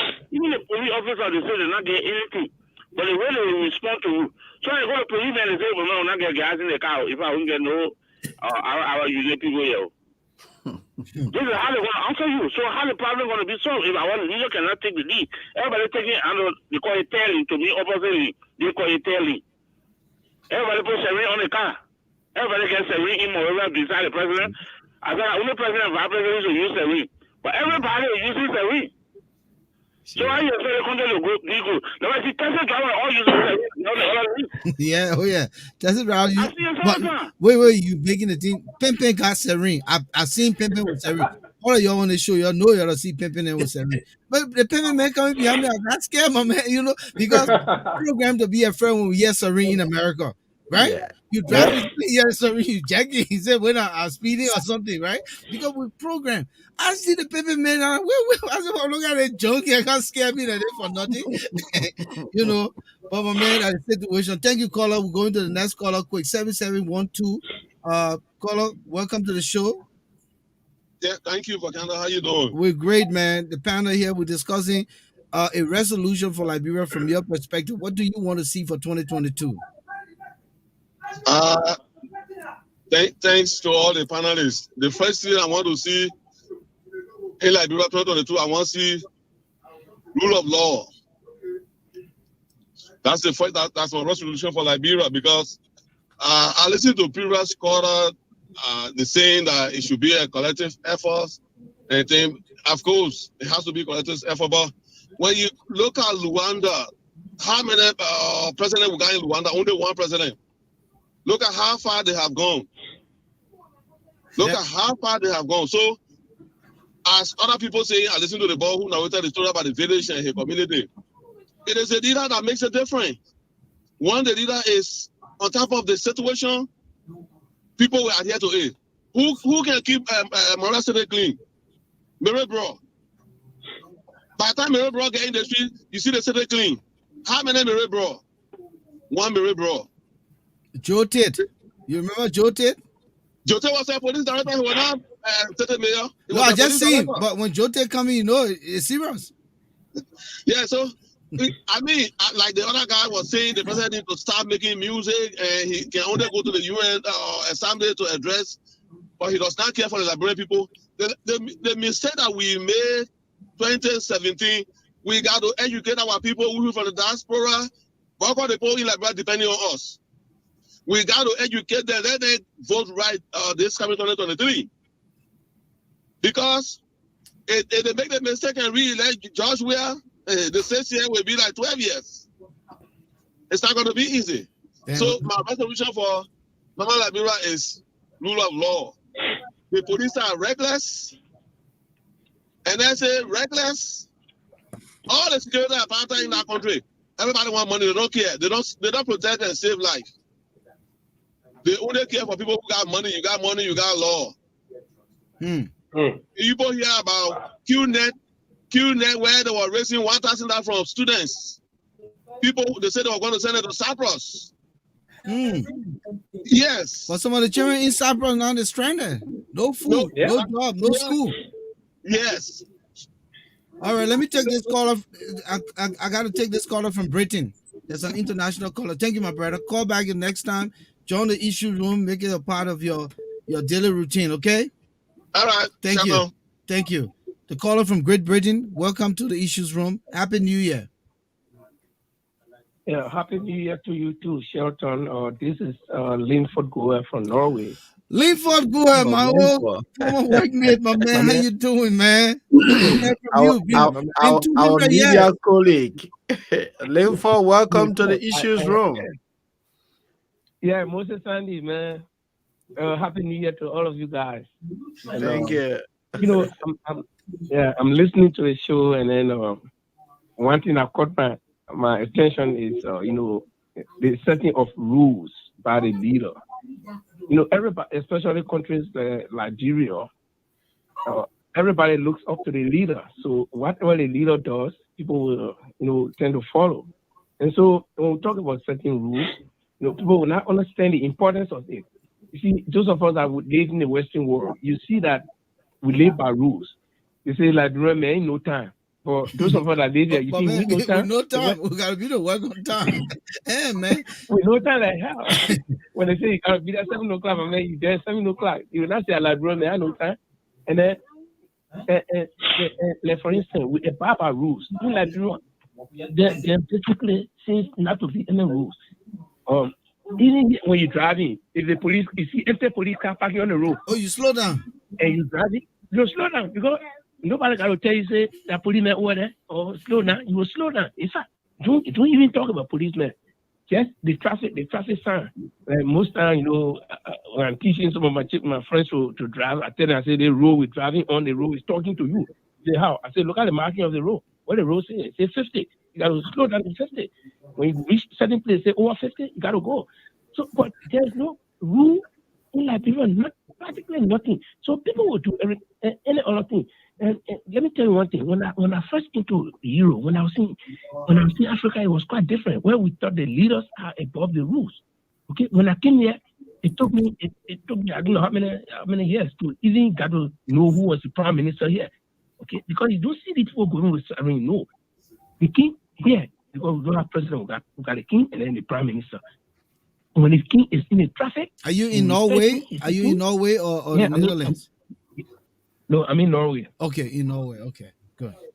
Yeah. And so when the traffic light stops, stops all the cars, whether the king is there, he will stop. Okay? When I say because the king, so he will bulldoze, no. And you see that even the prime minister, the guy goes to meeting, or you have a reception, the guy will go call your own food. Even if he's eating, you take your own bowl and carry it. He got no driver driving for him. No. But Liberia, we abuse power so much so that my man, you got job over there. I want to relocate. So yeah, if you can withstand the snow, there ain't no problem. I'm not talking to you. My car, all right, my car is half buried. My car is half buried. But check your email. I mean your messenger. I've been sending you several messages. Okay, all right, I will. I've been having problem with it. I've been trying to reach out to Facebook. I can't even access Facebook on my phone, so we're working on it. But thank you so much for contributing. Yeah, I admire the efforts, man. You guys keep it up, and this is how we can contribute to the nation building, brother. So thank you. Keep it up. Thanks a lot. And someday we'll bring you the issue. Thank you, Linford. Thank you. Colleague. You know the content. Yeah, that's what I've been looking up to, man. All right, all right. I will reach out to you. I will check the inbox and we'll get together. Thank you so much. Okay. Happy New Year to you and your family and your kids. Thank you, man. Thank you. I saw your picture from Hollywood. Oh yeah, sorry. Happy birthday to you as well. Yeah, thank you, Linford. Thank you so much, my man. Thank you. All right. Take care. Bye-bye. Okay. Volcano, I wanted to ask you. I wanted to ask you guys. So, how do we differentiate between installing fear into your population as compared to actual rule of law? Because I know you mentioned that lack of Joe Tate or Charles Taylor were those real. I mean, like in the United States, yeah, I come from work 2:00 in the morning. I know there's a red light, but there's little movement.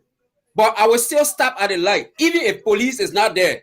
So absolutely. That idea that makes me to stop, did we really have it from the beginning, or is it all have been like fear have been installed in our population that we don't even know what the actual police got to bring stick and beat people? I mean, are those normality? I mean, that's what I'm worried over. Have we ever had a system? That's a good point. I'll come here. We'll go around the room. All right. I lived in Liberia during the terrible time, but I was a small boy. But I was big enough to know when Tobo was assassinated. But I saw a country that had rule of law. The only serene car that would pass and would run to the street to see what the president car, the vice president, and maybe the speaker. That was it, Tobo time.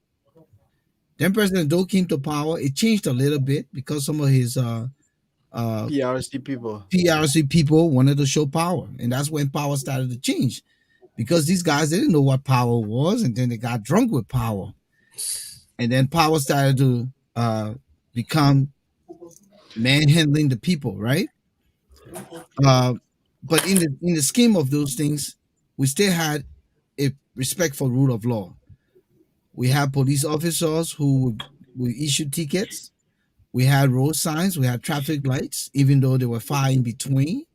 But people drove in a decent way. Accidents were investigated. There were recourse and redress when the laws were offended. And so all these things happening in my time. Then come 1990s Civil War, 89 into the Civil War. We had a complete breakdown until Taylor came to power. And Taylor, knowing the nature of the Liberian man, decided that to get us back to where we were supposed to be. Now, I didn't stay in Taylor government I left within the right at the end of his I mean right at the beginning of his tenure. But what I heard was, considering what the society was when you have all these young people who held gun, they didn't know what Monrovia, Liberia, the country looked like prior to their coming. Baby boys holding gun, they felt like they were men. And so one of the ways to get them out of that syndrome was to use the iron hand and get people back to the basic of living a decent life. Then the Civil War continued on, and Ellen Johnson Sirleaf comes to power. Her focus was to create an image for herself in the international community. And at the end of the day, she started to say, "Oh, you lead the people, you lead the people, you lead the people, you lead the people," because she wanted to be the darling Iron Lady Yep. in the eyes of the international community. So the following of the rule of law, the structuring of our communities, our society to go back to its core value, those tenets were missed under Ellen's government. And then here comes President Weir, who is all about me, myself, and my boys. So yeah, so that's why sometimes why would he go back to a Mary Brawl to help clean up the city? Think about that. Why would he go back to a Mary Brawl? Why wouldn't Jefferson Koji take this to be his priority? That he got to go back to a Mary Brawl. Now, if Jote was alive, he would be firing what's his name, Patrick Suter. Mm-hmm. I tell you, if Sam Burnett was alive, he would be at LEC. So that's all it is. So to answer your question, yes, if the leader sets the tune and focus on the positives, find the right people, make them to understand what his vision is for the country, you don't have to use iron hand. But in the same token, you can say, listen, this is the way we're going. And there's no if and and about it. And when people violate the rule, you hold them accountable. Holding people accountable don't mean you have to take whips and stuff and beat them all off the street. No. Holding them accountable is let the law take its course of action and don't do it on a selective basis. Right. Everyone must be held to the same standard. That's why it's filmed in Liberia. It's not because people would take iron and beat people. It got nothing to do with that. It got everything to do with the mindset you create and you implement the rules and regulations across the board so that everyone conforms to it. While Volcano Shelton will come from America, go to Liberia driving, the traffic light is red right at Nigeria House. I'm sitting there waiting for the light to change, and even if it take 1 hour to change, but everybody passing by me and the light is green. Then somebody turns to me, "Why you blocking the road for? You stupid, eh? You can't go." So tell me, Yeah. that's what happening in Liberia. It's not a big thing. So when we mention the name Joe Tate, we're not trying to instill fear. When we mention the name Mary Brown, we're not trying to instill fear. But these are the people who are robust. These are the people who are energized to get the job done. You got Jefferson Koji wear bow tie and bluffing all over the place, and then he waiting to Christmas Eve to clean the city tonight. Let's talk so, man, my people. And nobody hit these boys. I continue to say it. If I'm put in that position and I don't do the work, say the same thing about me. Say the same thing about me. So I just want to give the other guys the opportunity, just so you understand. When we mention these people, we're not mentioning them to create fear and instill fear in the society. Yeah, and Volcano, like you were saying, Rivercess Pro, what we're saying here is that we want a system that will help people to understand the benefit of why they have to adhere to the rule of law. So we need a lot of public awareness in our country, educating community visits, because over the years there have been a lot of changes in our society. So we need to continuously educate that, hey, look, you don't have to run the traffic light. If you run the traffic light, there are so many implications associated with running the traffic light. You can run into somebody, you can easily kill somebody. But hey, when you get to the light, make sure that the light changes to green before you move. You do community awareness, which they call community policing. Educate people about that. In the schools, educate people that, hey, look, you don't have to take what it doesn't belong to you. You have to learn to act.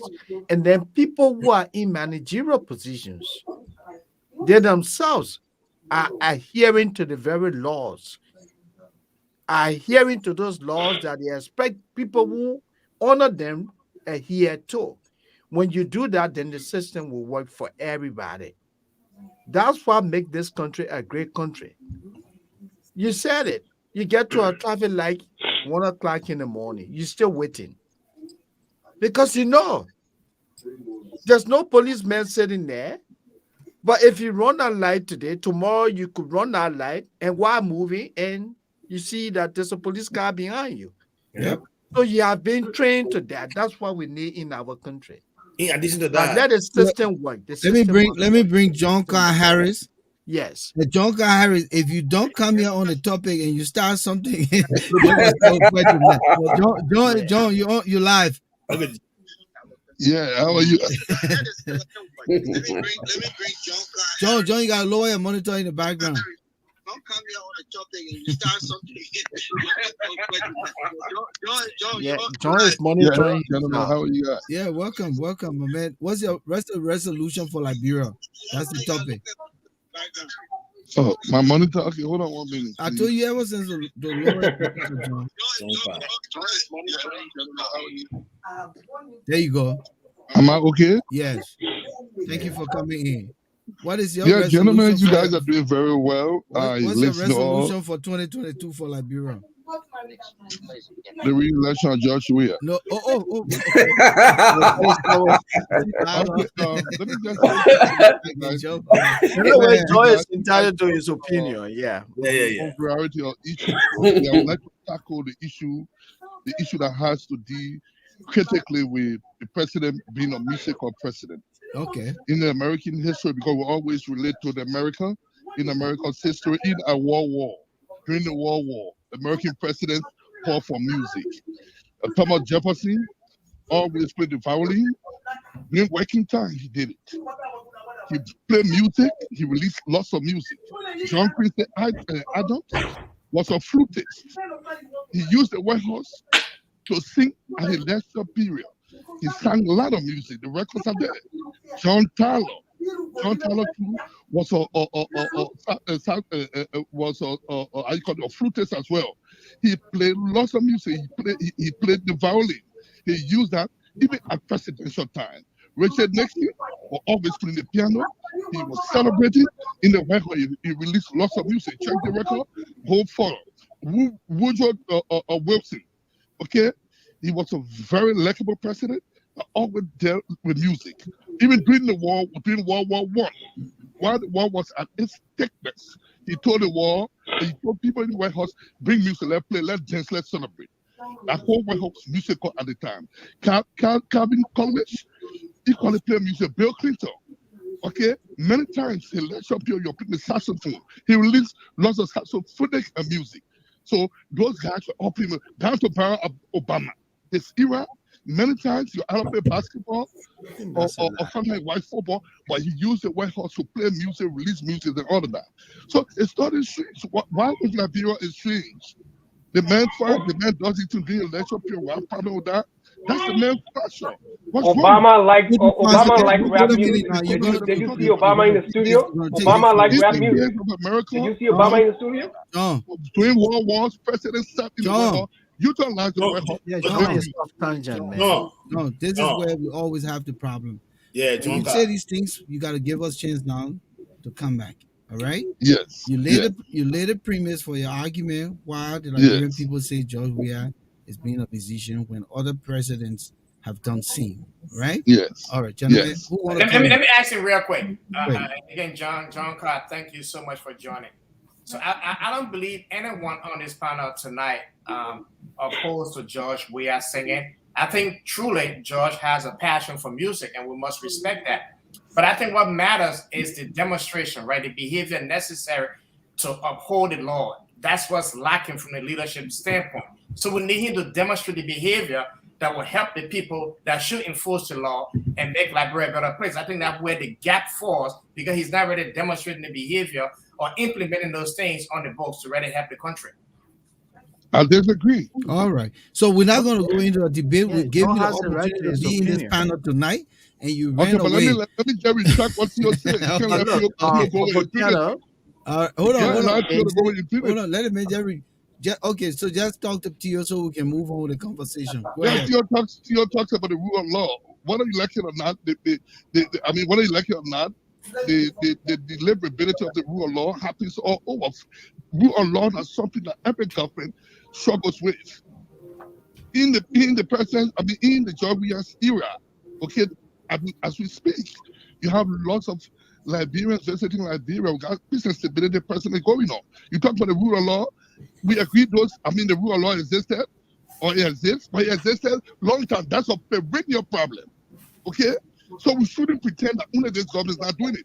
Even the great United States, rule of laws are broken every day. So are you saying Joe Biden is not working? But listen now, let's stop this, John, because when you do this, sometimes it pricks me. You can't compare. It has to break you. No, because your argument is not helping when you talk about the rule of law. Let's go find it. Hold on, but let's slow down. The rule of law can be broken, but there are consequences.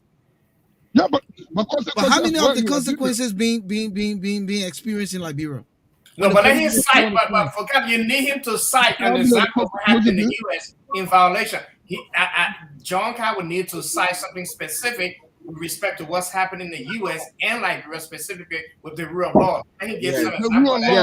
Let him give us one example. I will give you about if you want 10 examples. I will give you. Just one. John, I know you're looking for job 2022. Hurry up and let me continue. And we got to wrap up. I will give you 10 examples, but for the show, I will give you one. Yeah, just one. Okay. A guy called Jim Naville in Jackson. He killed the whole family. Okay? Up to now, they have not brought this guy to justice. I'm trying to find the can't locate it. That case has spent over 5 years. But the man is on the run. That's different. They're making effort to find him. John. Man, manager will not hold. What is he talking about? No. Don't talk about that. Don't talk about sophistication. Manager will not hold. That manager that he gave will not hold. John, we gotta go. We're wrapping up now. Sorry, John. I think we gotta go. Sorry, we gotta let you go. Man, listen. Thank you, John. John, you want to come in the yeah, man. Do something better. You can't compare America to Liberia.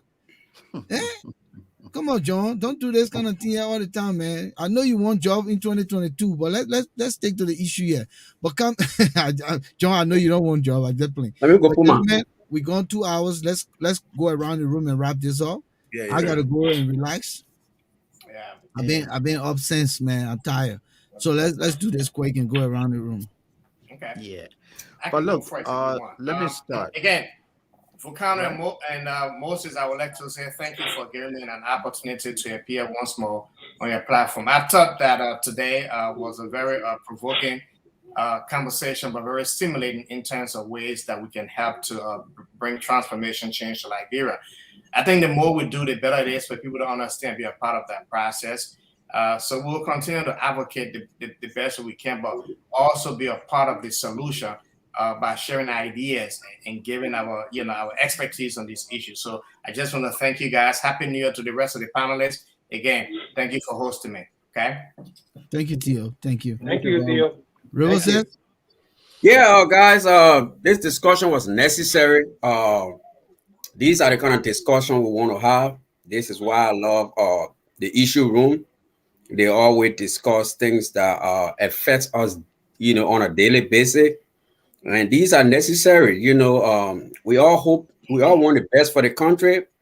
I love George Weah, but I always say if there was an election between George Weah and Cummings, I will vote for Cummings. I said, even my CDC brother, for the mere fact that Georgia had not ran any business in his career, as far as I'm concerned. It's like taking your business and giving it to somebody that has no experience.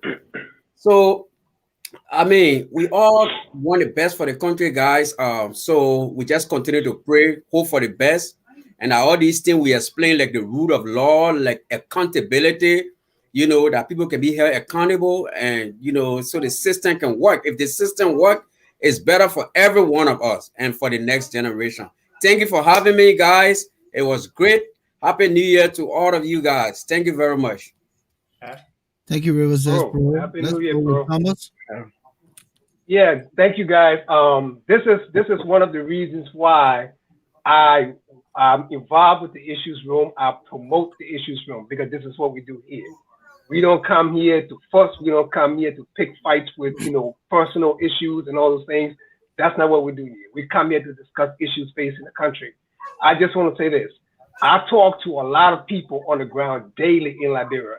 I have a mentoring program in Liberia, and I talk to the young people every day. We have um, Zoom calls almost every day in Liberia. The young people need direction, serious direction. Okay, the people are lost.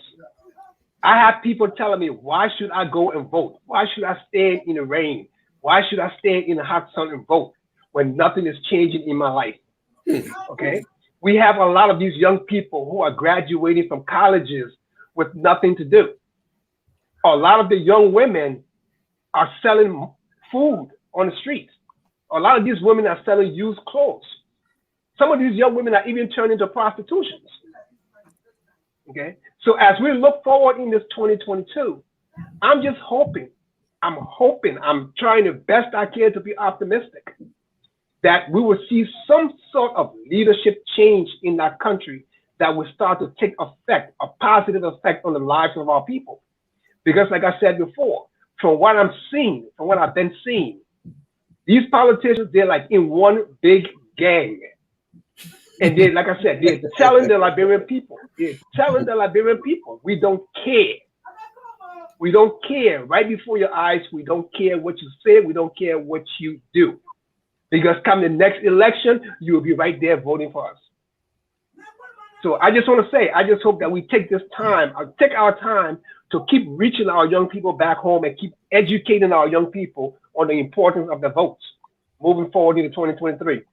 Thank you guys. It's been a great platform, and as usual, the conversation is always excellent. Thank you. Thank you. Thank you, Tom. Thank you. Deron. Volcano and Moses. Yes. Thank you for this platform. It's a very good platform.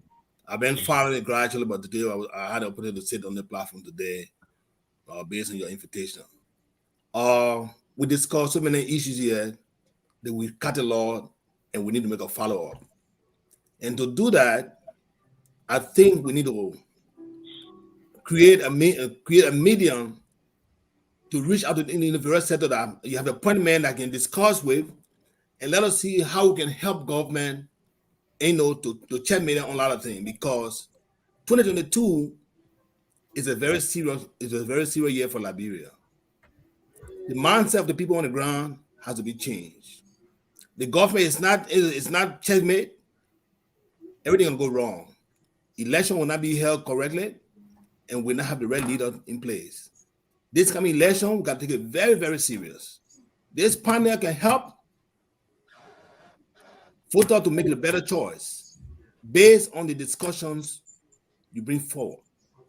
And we need to support the platform, verbally and technically in so many mediums that can help us to move forward and move Liberia forward. Thank you so much for everybody. Thank you. Thank you. Gentlemen, Thank it was you. wonderful. Moses, I'll come to you where we'll wrap up. But gentlemen, it was wonderful having you guys here. Thanks for attending yourself on a short notice.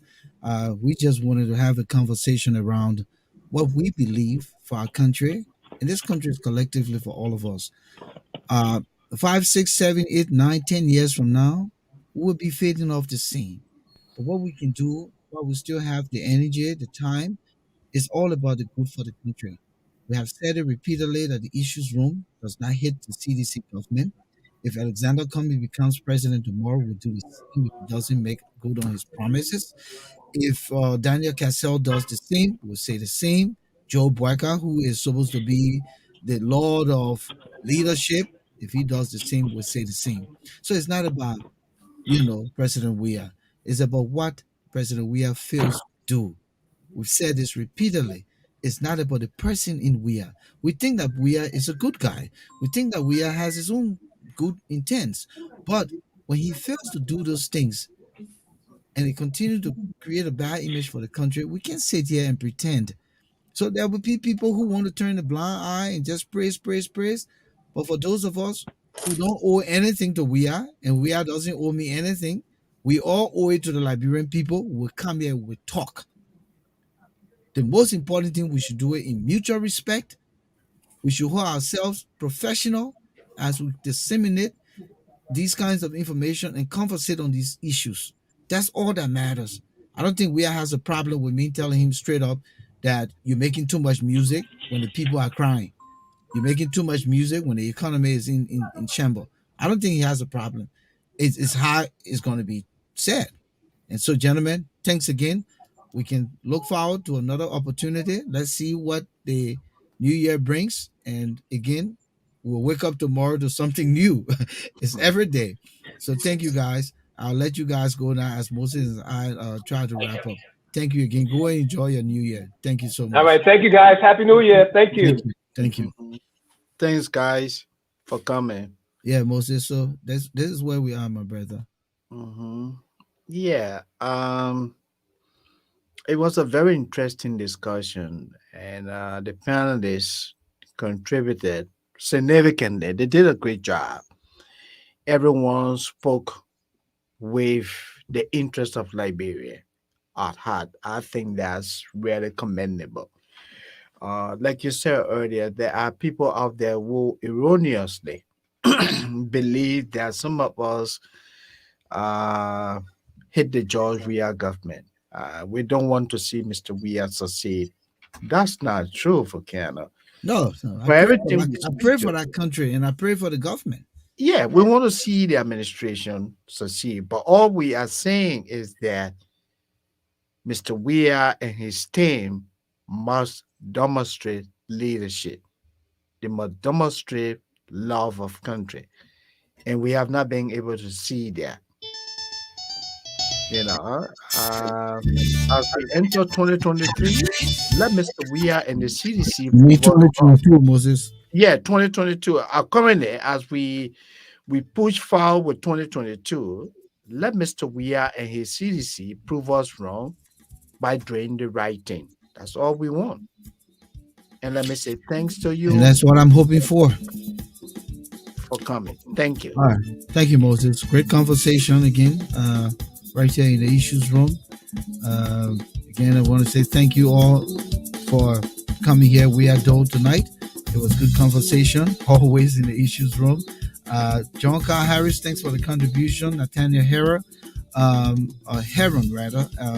Ford Morrison, Ella Hook, Abdullah Kiatamba. Listen, my man, I got to get in touch with you. We got to talk off the record. Welcome, and thanks for showing up. Seattle Townsend, when we post the phone number, then the names of the guests go away because that's the way the system is built. Sam Abu, good evening. Thank you for coming, my brother. James Davis, it was good having you. Nelly Sirleaf Savis, Klakba, Michael Divine. Thank you so much. Nelly Sirleaf, again, it was good having you in the house. Happy New Year to all you wonderful people. Romeo B. Sonda, happy New Year. Jackie Bruce, Vafi Sanon, oh man, all you wonderful people. Francis, Teki, Milfy, Deco, Jackie Bruce, just about everyone who showed up here tonight. Yima Williams, happy New Year. Happy New Year to the people of Liberia. Happy New Year, Sandal B. Johnson.